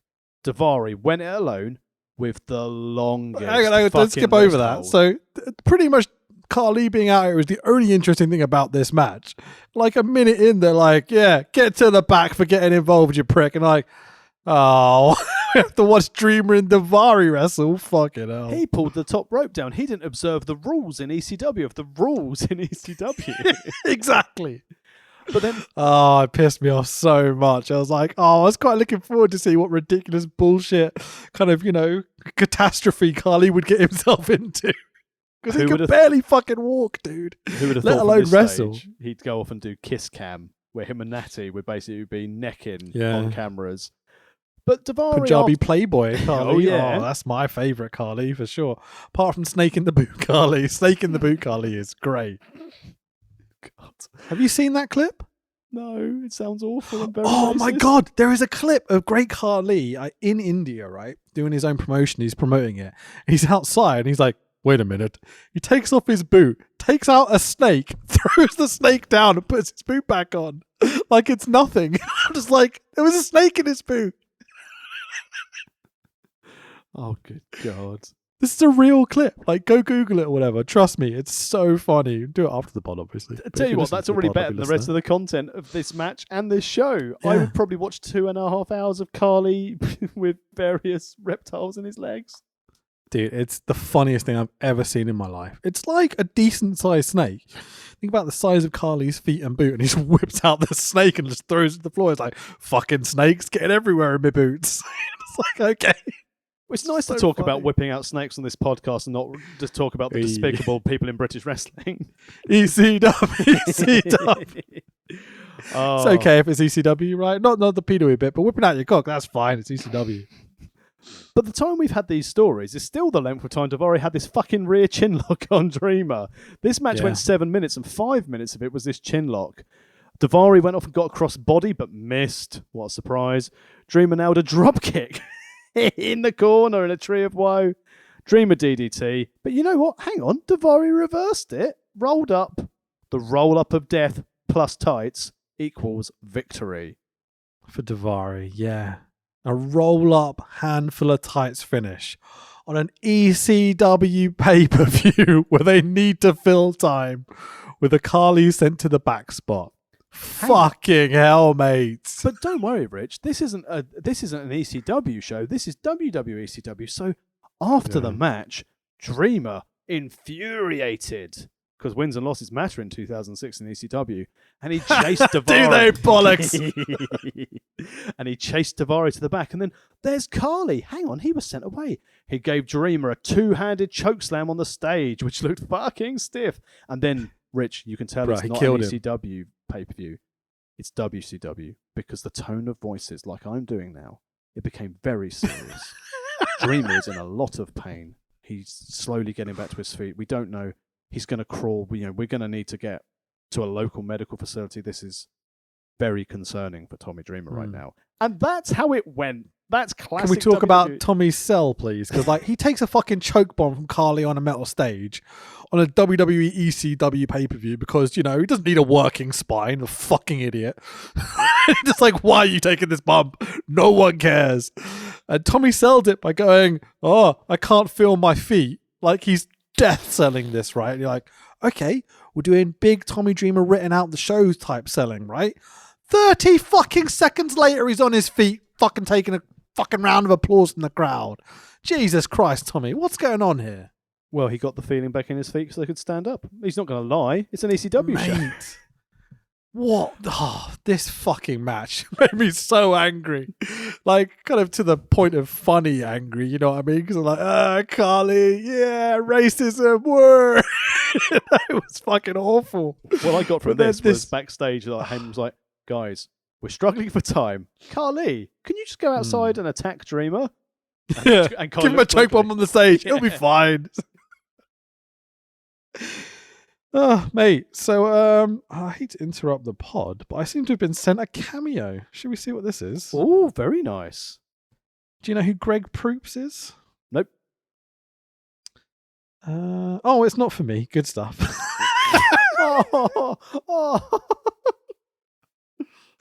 Oh, that's so funny. So it's my sister actually got one for her partner and sent it to me for some fucking reason. Without context at the beginning of the message. So there we go. I'm not playing that on the pod. It's not even for me. Fuck them. Heyman wanders around the locker room. Bumps into Hardcore Holly, who's in full gear. Paulie will replace Sabu in the main event with Hardcore Holly.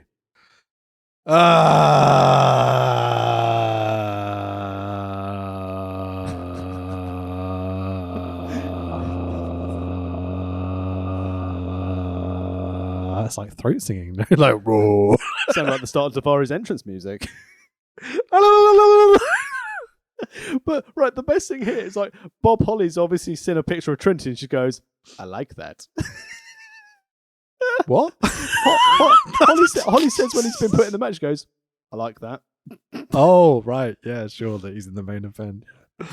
And then, right, again. The crowd reaction. Wait. The crowd reaction, mate. It's like this disbelief boo, fuck, we had Sabu, and now we've got Bob Holly in 2006. You fucking joking it, you guys? Oh. And then the announcers clarify.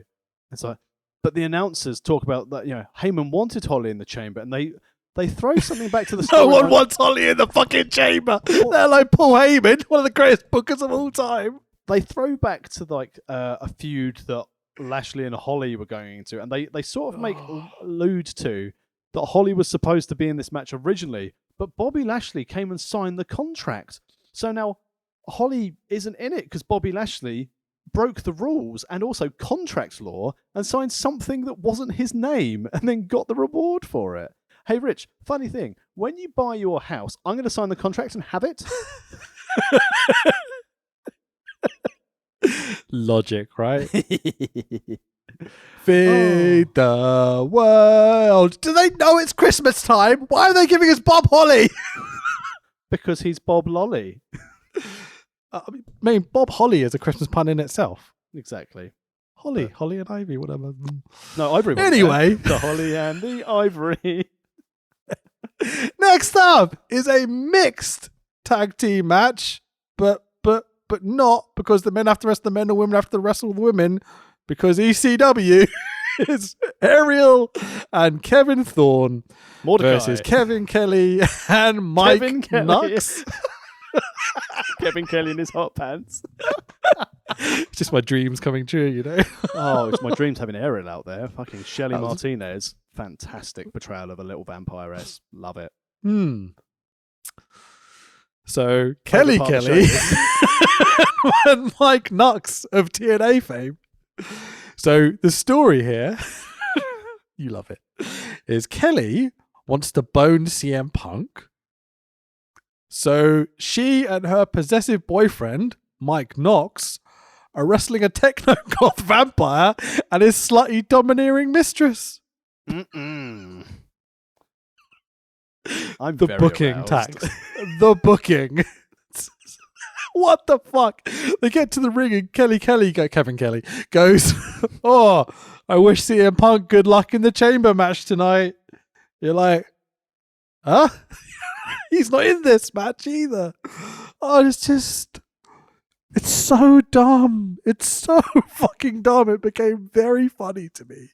Especially, like, in fairness to Mike Knox, he gave the right facial reaction of, what the fuck is this?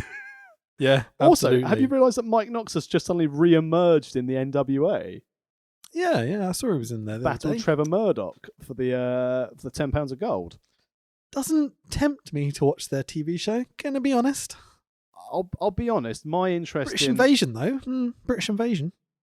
my interest in the product sort of dwindled after Magnus dropped the belt to Trevor Murdoch. Yeah, like I used to not hate Trevor Murdoch. Then I realised he was just a bit of a stiff cunt, and it's not for me. It's what it is, but whatever. So after Kevin Kelly cuts her promo to wish CM Punk good luck in the chamber, Wait, a promo and Mike before a Knox match looks offended on this show?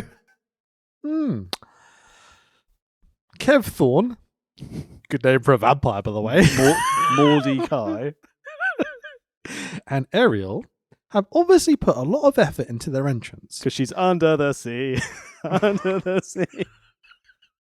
That's good. That's very good. It's better down where it's wetter. Take it from me. Brooke?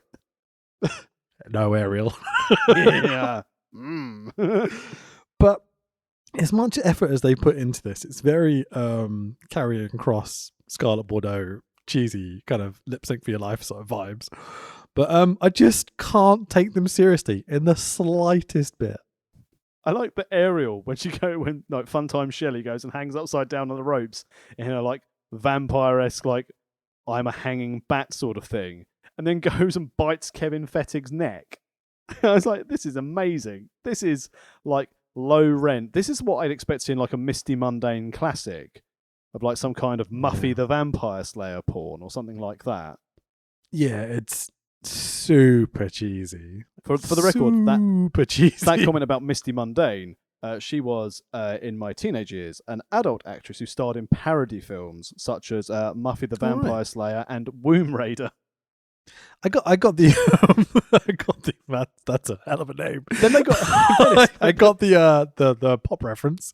Didn't know who the specific people were, but yeah. I think one of the best ones as we go on it was the so obviously we had Muffy the Vampire Slayer, and I think we had Womb Raider, and then they really just gave up. Womb Raider is not sexual at all. That's just gross. Like, but this was the best one where they clearly gave up on it, because then they did Women in Black, Lesbians Undercover. that's not even a pun. That's awful. Exactly. So this is very thematic to the next comment I have. So Ariel is wrestling tonight. So without any further ado, TNA fans ahoy! Oh no, my vag! You don't get to throw that in often, so I had to throw it out there. It's one of the greatest scenes I've ever seen in my life. Where she gets trapped on the ropes and she goes, "Oh no, my vag!" You're like, yes, ECW, ECW. Kimura was elated. She's like, my girls are doing it.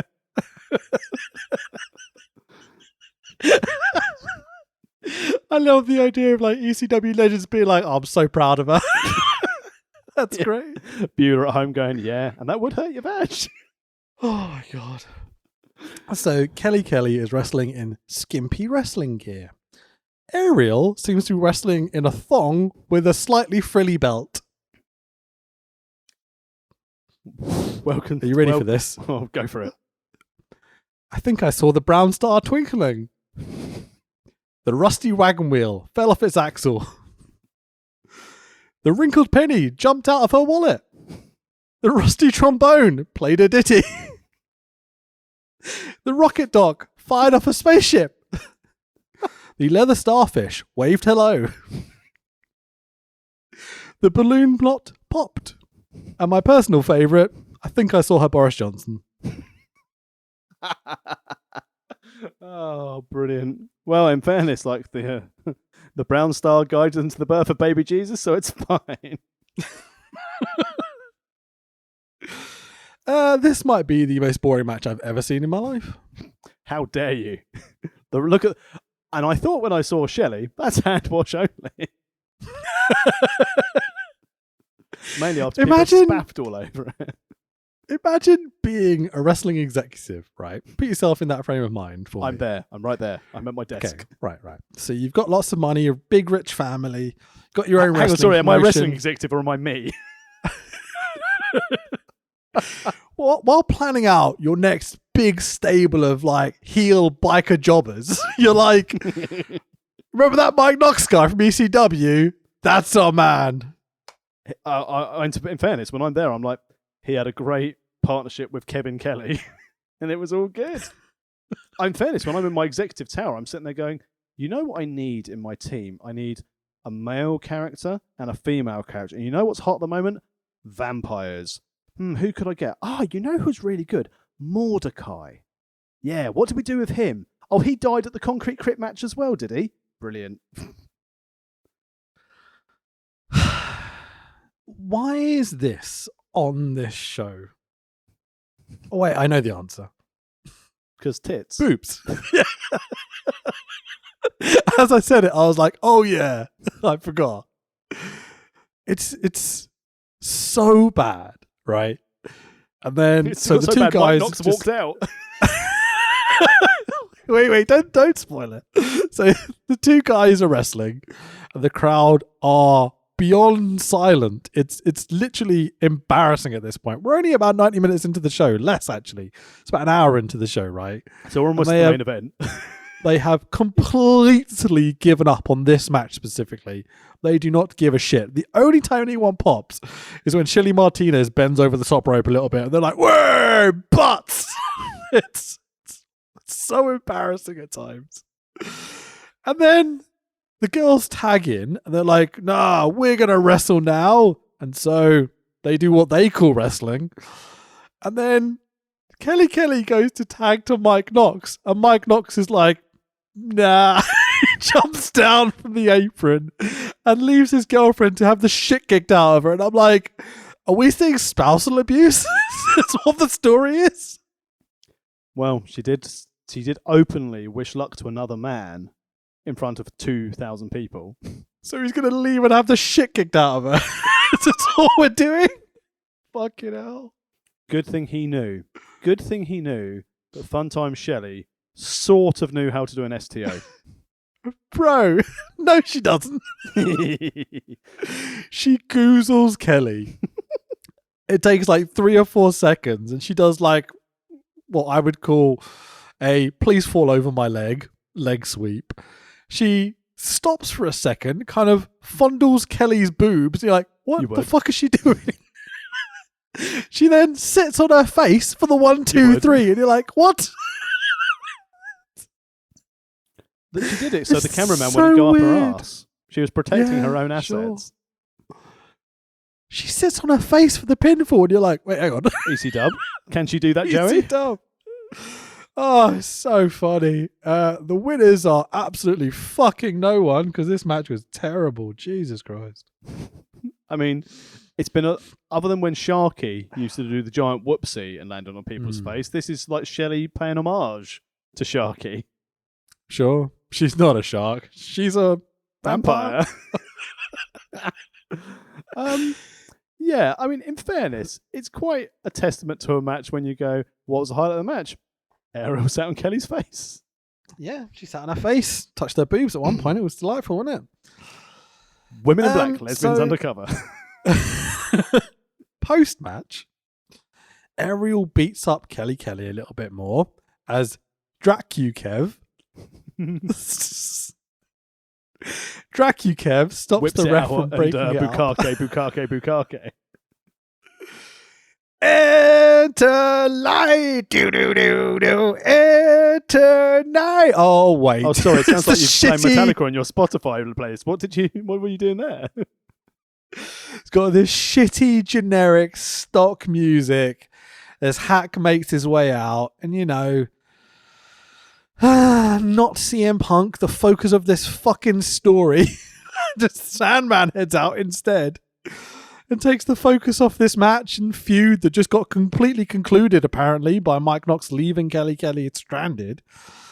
Sandman Kane's Nosferatu. That was a stretch. Valise Kevin Fawn. Valise Kevin Fawn. Fucking hell. So Hack canes the shit out of everyone because, ECW. Oh, I got it right. You've gone Furley's Navi Hack. Yeah, that's pretty good. Smashes a beer into his own head. Bit of blood. Why not? ECW. It's time for your main event of the evening. Wait a minute. We're only an hour and a half into this pay-per-view. Let the bodies hit the floor. Let the bodies hit the floor. Let the bodies hit the floor. It's the best bit about the pay-per-view is when they cut to the main event bit. They're like, play the music. We've paid for it. We want to use it. But first, Tax, we are backstage with Rebecca. Who the fuck is Rebecca? Rebecca DePietro. She doesn't seem to be able to talk good or even know how to gesture. It's very weird. But tits. She goes, here's face Bobby Lashley, who gets booed out the fucking building when they see him on screen. Racism. But he's got muscles, so fuck you, Marks, Lashley's like, nothing's going to stop me. Mm. I think a stint in TNA will do that for you, Bobo. Mate, this Rebecca girl throws to a replay and she kind of just holds her arm out in front of her. She doesn't gesture. She just goes, here's a replay. Sticks her arm out. Trust me, it's one of the funniest things. She's so bad at her job. Anyway, it's a quick replay of Heyman, Test, Big Show ganging up on poor Bobby Lashley, our lovable Test? face. What's he doing at this show? Exactly. Where the fuck did this come from? No fucking idea. Bobo finishes his promo by going, one man, one mission, one man, ECW, one mission, world champion. I'm sold. I'm in. Let's go. What I like most about Bobby Lashley is his moisturizing regime because he hasn't aged a day in 15 years. The lad looks not a day over what he looked in 2006. Every day you use it, that's the way you want it. ECW world champion. And then we can enjoy our Christmas leftovers of Bangers and Lashley. Hey, that's delightful. Oh, by the way, Big Show's the ECW World Champion, by the way. So pre-match video promo. Show is the champion. The other lads are also here. We are 90 minutes into this show, and it is main event time, Tax. Are you excited? I was like, how the hell are we going to stretch out an elimination chamber for an hour and a half? Oh, wait. It won't. I think the answer's quite clear. Do you remember watching this live when you're like, I didn't realise this was like a Saturday night's main event level of pay-per-view? Because this was a time Saturday night's main event was back, and you'd watch it on a Saturday night, it'd be 2 hours or an hour. And I was like, oh, fuck, me and my friend Mike just paid like 30 quid for a Saturday night's main Yeah. event. I haven't even eaten my Ginster's peppered steak slice yet. It's only 90 minutes into the show.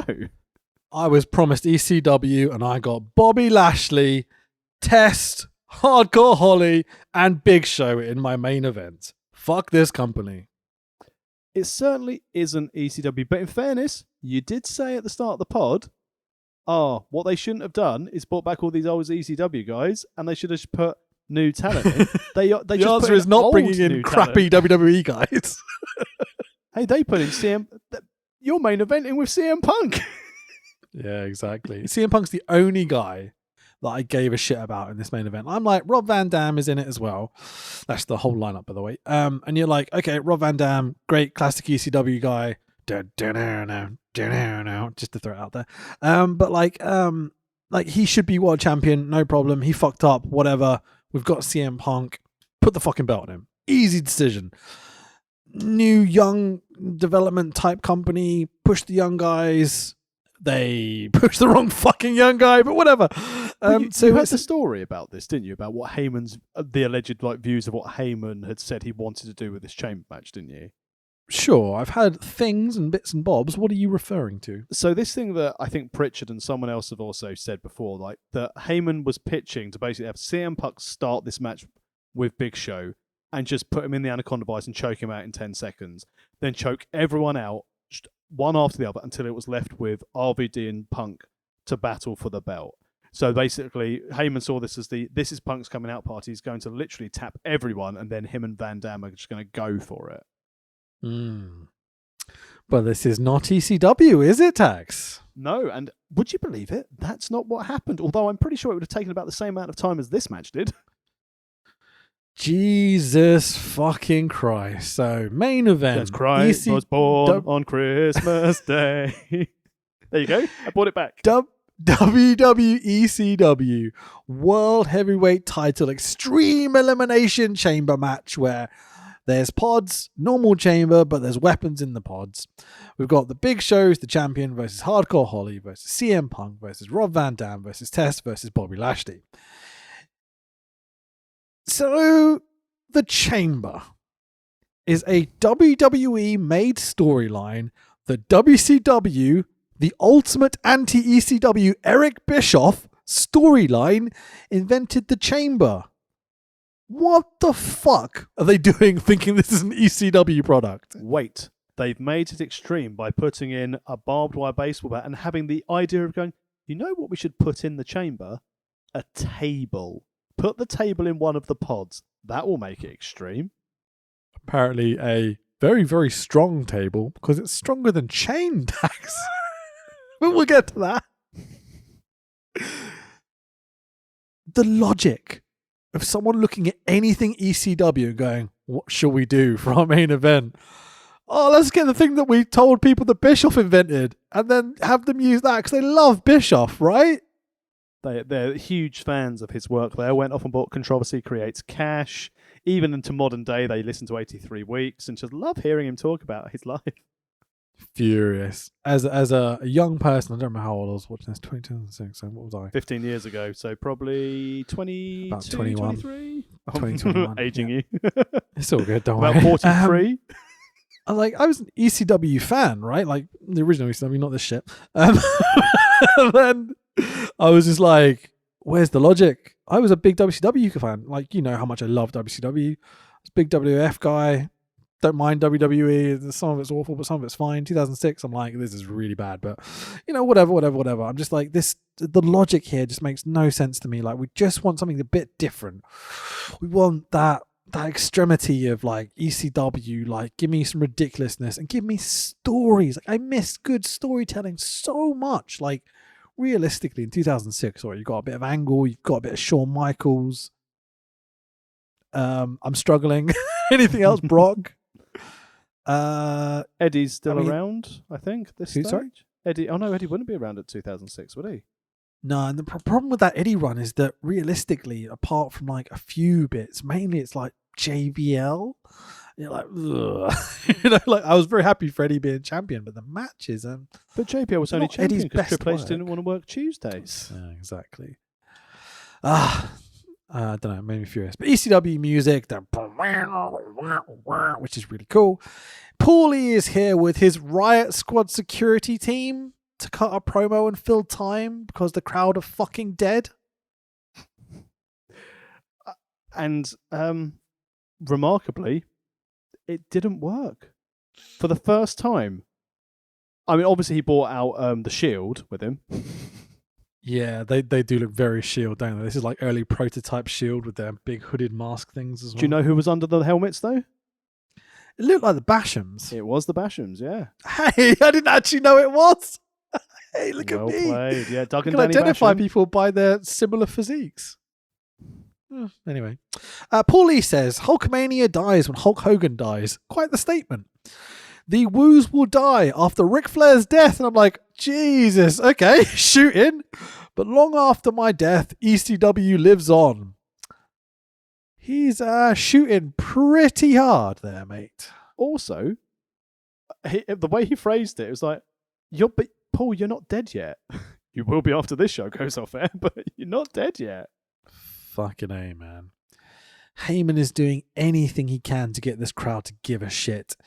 Honestly, it's a losing battle. Some twat in the crowd is shouting the opposite of everything Paul says. You notice this? They've lost the crowd. They're fucked off. You know, I can't remember we've had chance of refund at this stage, but we certainly get them in this main event. No. There's specifically one person while Paul's cutting this promo. Like Heyman goes, "Oh, this is good," and the guy goes, "No, it's bad." Paul goes, "Show is a dominant champion," and this twat goes, "He's gonna retire next year." I'm like, this guy, like this, like you know, you've seen Team America World Police. Yep. I have seen that one, actually. Way. Yeah, so, you know, there's three kinds of people in this world. Dick pussies and arseholes. And this guy is an arsehole beyond belief. I mean, they just shitting on everything, you know, for the sake of shitting on everything. They it's like the cunt that turned up to AEW. Huh? They shouldn't let Vince in the crowd. Yeah, nice. But it's like that cunt that turned up to the AEW show this week with like what was it, like Hangman's a shit ass or something, like on the main camera. And you're like, why do that? Why just take a sign like shitting on the main event babyface? They shouldn't let Vince McMahon in the crowd. Yeah, fucking A, man. Fuck those people. Like, enjoy wrestling, people. Like, it's meant to be fun. That's the whole point. Anyway. Like this show is. With that in mind, I couldn't help but wonder what was going on in Paulie's head during the entirety of like WWE ECW. What do you think he's like dealing with on a daily basis and his aspirations are and such? I think he's probably thinking on a daily basis, I'm going to get fired. I think he's facing here's what I see with my ECW and my product, and this is the direction I'd like to take in, like the ideas or the rumours that what he wanted to do with CM Punk. Here's what I want to do to build new young stars. And what you're giving me is Test and Big Show. Yeah. And Sylvester Turkey and Mike Knox and vampire douchebag and a zombie twat and yeah, I feel sorry for him because I get the impression, because Heyman was in charge of creative at this stage as well, and I honestly think he was like, right, now I've got this big money budget, I can get us on a TV deal, I'm going to make this work. I did a really good job with SmackDown. I built it around my 6 main characters, and I think that's what his plan was potentially for here. He's like, right, Punk's going to be one, RVD's going to be another, I'll get Elijah Burke to be the third. This is around the time he was trying to bring in Marcus Corvon as well. It's like, that's my fourth. Lashley, if I've got him, 5. And then if you start building it around those guys, you're like, hey, I've got a chance. And then I don't have to use people like Baubles and Dreamer and Hack as well. And it's like, but he's not getting what he wants. Give me what I want. If he was given what he wanted and just left to his own devices, ECW on Sci-Fi would have died regardless. And that, I think the big change for him was when they were like, we're going to send Kurt Angle down to ECW. I know Heyman was gone at that stage, but it's like, this isn't a brand anymore, is it? At that point as well, like Kurt Angle was not the Kurt Angle of old. It's like I remember seeing him on a TNA tour like a year or two later, and he just wasn't there, man. Like he was on so many painkillers and drugs and whatever he was on at the time. It's like proper glassy-eyed, distant Kurt Angle, and you can see it when he's on these ECW shows later as well. It's like even that, it's like, oh, we can't handle having this guy on the main roster. He might die any second. Like put him on ECW, have them take the blame almost, you know? Yeah, sci-fi will need a ratings pop. Yeah, exactly. I'm very happy the guy got clean. So, to our main event, ECW World Champion The Big Show is out first. No one gives a shit. The show chooses the Pod with the barbed wire baseball bat. Ooh. CM Punk out next. People care quite a bit. Kill switch engage. Yeah. It's awesome. A few little signs for Philip as he comes out. You're like, oh, this is fun. Punk chooses the Pod with the steel chair. Does he not know Crowbar's in the other pod? He can have a tag team. It's a joke because Crowbar, WCW. Test and his utterly fucking awful new theme song come out next. Literally, the crowd are silent. It's kind that's of because the embarrassing. testicles couldn't get any tickets to come and support him when that was his gimmick. Oh, those his fans, the testicles. That is right, when Stacey Keebler was his Love manager it. and they said that they've got the testicles. Oh, I remember. Yeah, cool. The Test Test got in this main event, apparently, because Vince McMahon was walking back past dummy promos for ECW and Test cut the mother of promos. And then Vince was like, this guy's going to the moon, and then set people to go and do more stuff with Test. And then as the pressure was on, Test just shit the bed. And Vince was like, nope, this is shit. So poor Test had like a coming out moment of a promo that Vince just happened to be in the area for, got pushed in this, and then it just fell to pieces. And then obviously Test succumbed to his vices, unfortunately. Yeah. Still 16 years later, Vince is in charge of his own product. You know, I get that warm, fuzzy feeling inside when I fire people, especially around the holidays. Yeah, fucking right. So Test chooses the tag team tonight. He's going to be with Crowbar in the pod. And he looked like he was about to lick it. When he hands up, he was a bit like, ooh. Yeah. Bobo out next, gets himself a little kiddo kind of face pop, you know, like the John Cena face pop, and gets a spooty bit of pyro. I wonder who's winning tonight, Tax. Well, when you've got the budget for pyro, you know your odds are going to shift in your favour.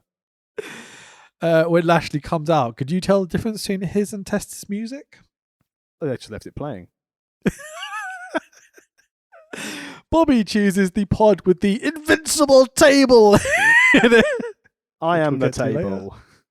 It very much is an I am the table. It's a strange item to have in a pod, isn't it? We talked about it a little bit earlier, but Well, I it's didn't so want to kind of not extreme. blow our spots. So extreme. Yeah. It's not like you can like hit someone with a table from a pod. You know what I mean? As you're coming out, like you can be like, "Ha! Here's a table." Well, it's a good thing they didn't, because that could have cut someone in half, as we'll see shortly. Good God, this Yeah. table. So starting the match will be Bob Holly Boo. and Rob Van Dam. One of a kind. Hooray! Show, Test, and Holly are in cahoots. Tax. Did you know? Goddamn heels. So even the RVD thumbs on the entranceway and stuff doesn't really get much of a response. Merry Christmas, everyone! Here's a massively disappointing chamber match. Hooray! La, la, la, la, la, la, la. 5 minutes of Rob Van Dam and Bob Holly wrestling is over. Thank God. I've written Pod gets let out of his pod. Who's next out of the pod? Punk. There we go. CM Punk. The popular CM young Punk. baby face. Yeah. Unprotected chair shots. I mean, in fairness, it wasn't even a chair shot. He just threw it in Holly's face, and you would. Yeah, there's more than one here as well. Like, there's this element of like, oh, we're hardcore. Take him in the head. No protecting still in 2006. You know, Well, like, it was it's just a bit ECW. uncomfortable. We can't Yeah, have both sure. ways, Rich. We can't have just Spooty no ECW, no rules, and when we get to the main event, we can't say, oh, Yeah. it's not extreme anymore. It's just because they're fucking idiots hitting each other in the chairs. We can't go, boo, they're doing their ECW jobs. I completely agree. I take back everything I said. But you're right. Stupid stuff. Aside from the unprotected chair shots, there's some fun spots with Punk and Rob Van Dam. What could have been, you know? Yeah, the little leg drop onto RBD's head into the back of the chair. That was a pretty good spot. Sure. And wedging his hair in the wedged head in the turnbuckle, like when he set up Ooh, the chair. vicious. That was Yeah. a really good spot as well. Bleeding from Drop his right kicking eye as the- well, so that didn't go nicely for RVD. Yeah. I wonder whether he bladed. I think he was bladed, right? It was above his eye, wasn't it? Not sure. It's not something that was, for me, overly obvious. All right, fair enough. So triple down as the 5 minutes run out. All three lads are down, and here comes Test Crowbar, accompanied by Test. to join the match. Rob Van Dam goes ham. 5-star frog splash to Punk. 1, 2, 3. Punk is eliminated. Refund. Vividly remember watching this at the time and going, what? Oh no. Only dude I gave a shit about. If Rob Van Dam doesn't win this, I'm just never going to watch ECW again. I vividly remember this being like a statement bit of going like, okay, you've got one more chance, guys. If you don't have Rob Van Dam win the belt at the end of this night, I'm never watching this again. Was this before? Here I am in 2021. Was this before or after Survivor Series where he got to team with DX? I think it's before. I don't know. I think it must be before, right? Because I thought, let's see, so that would have been Survivor Series 2006. Honestly, until you brought it up, I forgot that was even a thing. Because they were chanting his name, and then so like, Triple H gave him the mic, and it was like, "Oh, place where we are. Are you ready?" And let's have a quick look to see if it was on this. It was. I was right. 2006 Survivor Series when it was nice. DX, the Hardys, and Punk taking on Rated RKO, Nitro, Knox, and Greg Helms. So they know he's getting over. Oh yeah. They give him a little opportunity. They've seen the crowd response, but they're still burying him as the first guy out of the chamber here. I mean, I've only just glanced down as I saw another match that happened this Survivor Series. I didn't realize Mr. Kennedy beat the Undertaker in a first blood match. Anyway, sure back to this poor booking as opposed to that poor booking. The thing is, like, I guess we can say it. You have to get all the faces out of here because how else are we going to get Bobby Lashley over, right? Pinned first before all the other competitors are out. It's awful. This is the one guy with potential. You're like, nah, definitely not. It's not even a good showing. Mind-boggling. Like he's been in the ring for 5 minutes. Test comes out, and this pretty much happens just after Test there. 5-star frog splash, and rightly so. The crowd's just all over it. Yeah. But next up is a really, really good moment where Test sets up Rob Van Dam for the big boot, but hits the boot on Bob Holly instead. Oh no, he turned on his mate. Malfunction at the junction. For some reason.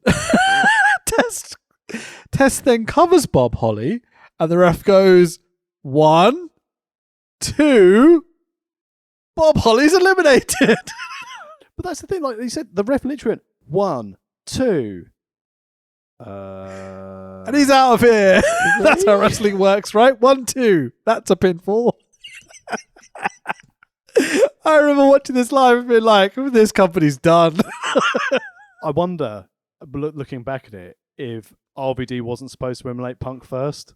I wonder if this was supposed to happen first and RVD jumped the gun. And Punk being a good lad was like, right, once I take the frog splash from RVD, I'm out. This is also the point where I'm watching this on the network and going, I swear there was more than one botch as well. Because I think there was like 2 or 3 botches and they've edited them and I just completely forgot. I swear the morning after the show, all the conversation was like, do you see it? They got rid of CM Punk first and they botched like everything. Wasn't it funny? You know? I mean, Test had turned his partner, so that's good. And in fairness, Test should have got a big face pop. They've eliminated the evil villain, Bob Holly. Yeah, doesn't know, does he? Already though, so we've only had 4 people in the match, and 2 of them, the people who have been, they're out. It's silly. Punk's gone, Bob Holly's gone. We're just down to 2 people, and Show and Lashley aren't even out yet. Rob Van Dam, for some fucking reason, when there's 2 empty pods, well, it's opposite the hard cam, but you know, for some fucking reason, climbs on top of the Big Show's pod, even though we've shown earlier in the night that the Big Show can reach through the top of this pod. So Rob Van Dam and Test end up on the top of the pod above Big Show. Rob Van Dam gets thrown off of the pod, takes a hell of a bump into the ring. Test then does a giant fucking elbow drop off the top of the pod onto Rob Van Dam, and you're like, no fucking way. Test covers Rob Van Dam. 1, 2, 3. Both CM Punk and Rob Van Dam have now been eliminated. Oh no. The fans were not happy. Dude, this is the end of WWE ECW and everything ECW ever as far as I'm concerned. The moment they eliminate Rob Van Dam, you're just like, no, that's it. I'm done. See you later. Let's look at the positives though. Like Test's elbow drop. Yeah, that was cool. Good. That was a nice spot. Yeah, sure. If they're gonna do it, that's at least do a big spot to like take out Rob Van Dam. But come on, dude. It's a good elbow drop. Also, so we're question. left. Quick question. So Test eliminated Bob Holly. So is he now a face? I don't think they know what faces and heels are at this point in this match. Cross the line, mate. Yeah, absolutely. So we're left with Test, Boo. Bobby Lashley, Yeah. and the Big Show Boo. for the ECW World Championship. Oh, wow. Heyman Security stopped Bobo from leaving his pod once the countdown's gone through. Because Bobby Lashley doesn't understand how to slide a door. Oh, why's the door not opening? It's not moving. Bobby Lashley is twice the size of that Basham holding that door open. And he's like, oh, I can't move the door. So to top this fucking awful show off, Bobby smashes through the solid steel chains with a wooden table because, you know, that's how materials work, I guess. Wood through steel chain. You know. I don't know about you, Tax, but when I've got a steel chain to get through, When I I'm grab my wooden table. When I'm playing table chain crowbar, I know which one I always play. I would burst out laughing. How did you react to this? Fucking joke. But more importantly, I was like, oh, Bobo, you could have done a pull-up to get out the chains. Don't climb up. And also, right, the Bashams who are holding the door shut. Bobby starts climbing the fence. So it starts climbing the inside of the chamber rather than doing a pull-up. And they're sort of going, no, he's climbing. Grab his fucking leg. You saw Big Show do it earlier. Where's the logic? And just to clarify this point as well, like everyone is selling like the pods of these invincible, unbreakable walls of sturdiness. At least in this pay-per-view, so he has to escape this way rather than knocking through the pod, you know. Keep that in mind for what's coming up next. But go on. Yeah, because we haven't seen the glass shattered in any of the previous Elimination Chambers, i.e. all of them. No, because this is extreme bulletproof glass. Big Show is pretending to bash against the side of it. It must be extreme and tough, you know. He's so cross, he's so hungry. So Bobo smacks Test with a crowbar in the tummy. Poor crowbar. Spear. Bob eliminates Test. So the face turn was pointless. Show sells fear. Heyman gives Bobo a pep talk. Just screaming at him, going, and going, it's okay, Show, you can get him, as we wait out the last set of 5 minutes because we weren't bored enough. Show looks really out of shape as well on this card. Yeah. He does not look comfortable, does he? No. Like this point where Bobby's eliminated Test and we've got like a minute and a half to go. And so we're left with Bobby and Show. You're like, kayfabe it, cut to the countdown, right? But no, we want to build it because, you know, we've got a big show to finish. We've got to go for the full thing. The crowd is so disinterested. There is no tension building. They're just like, oh, get on with it. Oh, it's so funny. Show comes out of the pod and I'm like, please win, please win, please win. At the time. Anyone but Bobby Lashley, for fuck's sake. In 2006, nowadays Bobby Lashley's fucking awesome. In 2006, he was fucking awful. Barbed wire baseball bat in hand for the Big Show. Bobo has a chair to defend the baseball bat shots, which Show doesn't seem to understand. He doesn't have to go overhead. It's great, dummy, illogical wrestling bullshit. Fee, fi, fo, fum. I so big and I very dumb. Yeah. Show Quote blades. Shane McMahon. Yeah, he does, and he blades so badly. Yeah. and then goes through the unbreakable pod tax. He then smashes through the other side of the unbreakable pod. Power. Show completely buries the pods. Gimmicks. Great, innit? This was the point where Paul Heyman shouted out the funniest thing. Finish him off. I just thought, wank joke. Taz calls Bobby Lesnar on commentary just to top off his night. Spear by Bobo. 1, 2, 3. And new ECW champion. WWE ECW Brock champion. Lashley. Yeah, Brock Lashley. One word for how I feel about that is apathy. We're at 2 hours and 10 minutes into the pay-per-view at this stage. What a load of horseshit this show was. Jesus Christ. I mean, we get more pyro.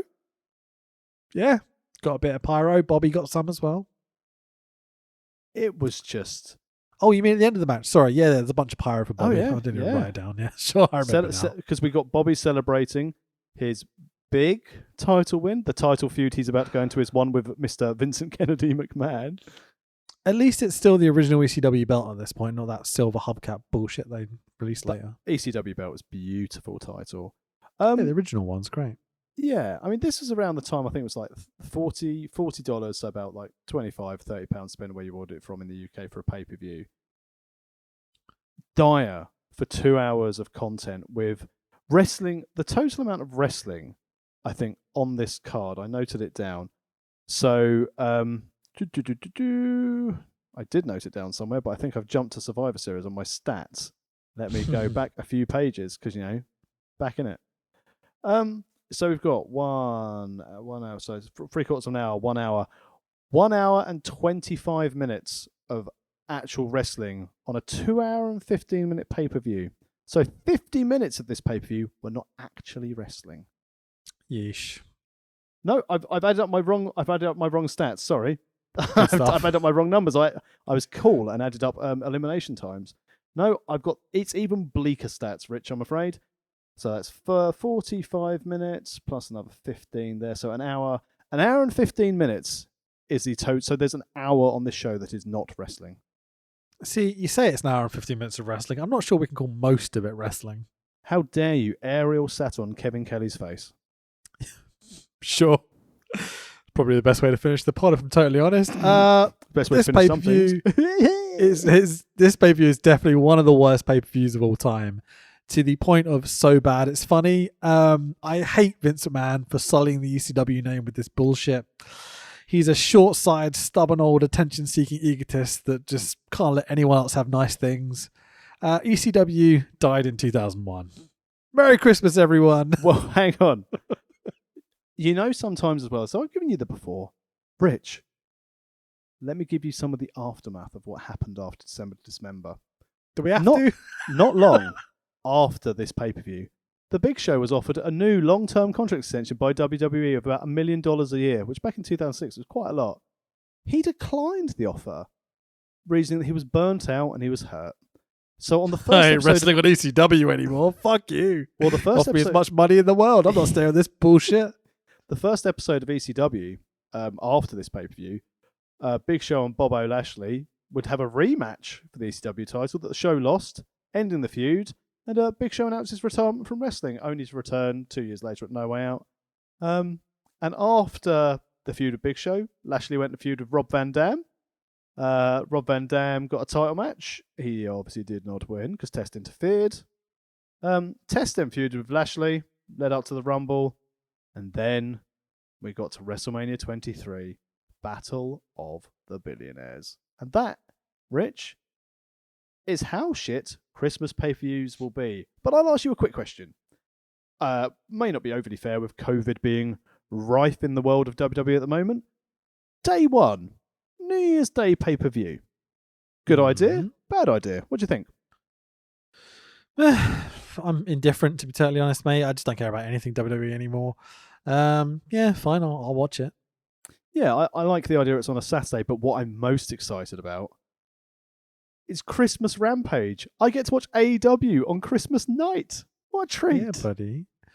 It's nice of them. I think they already filmed it. They're not making their staff work Christmas Day, like Vince did. You mean like real nice professional people? Yeah. Right. Exactly. Yeah, man. Like, I love a lot of what AEW are doing at the moment. Like, yeah, it's really good. I don't hate a lot of what WWE have done this year. They're giving us some really great matches. Volta, Ilya Dragunov, for example, absolute killer. They also did NXT 2.0, so fuck them, like it's 6 one half a dozen the other. But they did give us a Beverly on TV again, so it's not all bad. Yeah. Was he on TV this week though? Dunno, don't watch it. It's bollocks, isn't it? Yeah. Where can people find you and your work and to enjoy your Christmas, enjoy your work over the Christmas period? You can watch my shit on Wrestle Talk and Parts of Unknown. We've got loads of Christmas content coming out if you're bored at home with your family or whatever. All under YouTube's. I'm at Fanboy Rich on Twitter. Give us a follow or something. How about yourself? I'm at the Tex Williams on Twitter. I realise I didn't work at all in 2021, so I'm technically undefeated in this calendar year. And I will not be accepting bookings in 2022 because there's a massive plague knocking around. But most importantly, follow the podcast on Twitter at World of Rest Pod. If for some reason you're searching for your podcast stuff and you found December to Dismember as a jaded WWE ECW fan, go back and listen to our archive, worldofwrestlingpodcast.com. And most importantly, what's the best way to send love in this Christmas season when you've forgotten to buy your loved one a gift? Head over to amazon.co.uk, buy yourself a World of Wrestling Podcast t-shirt. We've got a wonderful Murder Clown stuff designed by your good wife and our good friend Will Power. We've got our WCW logo. Did you just call Will Power my wife? Only the way in dreams, you phrased mate. it was great. Only in dreams. That popped me so much. That was awesome. Don't start those rumours on the podcast. Probably I'll leave it there. It was really, really like almost too professional up until that point where I popped it. It was so good. Yeah, great job, man. So next week we're going to do, at World of Rest Pod on Twitter, by the way. Next week we're going to do PWG's Bask in His Glory, right? We have. I started watching this. Awesome. It's the last Reseda show in Reseda, California. And god damn, I love me some PWG and I love me some Keith Lee. So really looking forward to that. And Riccaboni and Knox, not Mike Knox on commentary. Rick Knox on commentary so far. Been quite good. So we'll Is it not Excalibur on commentary? It's Excalibur and Rick Knox. 2-man booth. Oh right, cool. Awesome. Sweet. So we'll talk about that more next week. If you are listening to this before Christmas and you are someone who celebrates Christmas, have a wonderful Christmas. Have a good break. Spend time with people if you're allowed to this year, because we didn't get to last year. Enjoy our podcast. We've got a fantastic series after these spot shows. Genuinely, I'm so excited about it because you fuckers didn't pick it. Yeah, it's going to be awesome. Let's finish it by going ECW, ECW, WWE, ECW. Let the party hit the floor. Let the party hit the Merry Christmas.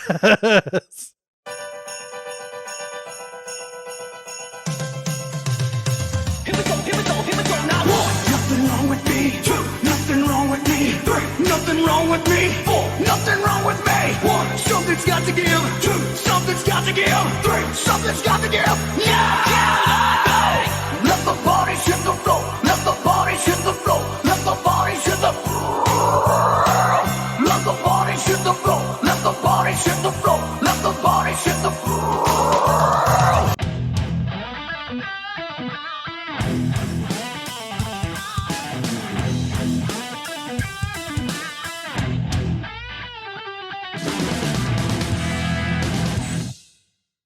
The louder you guys are, the better the wrestlers will perform for you tonight. And that's why I kicked your leg out of your leg. We're tough. We can take it, baby. You gotta penetrate in the back, baby. Oh, I can see what you're talking. Wait just a minute. Money talk.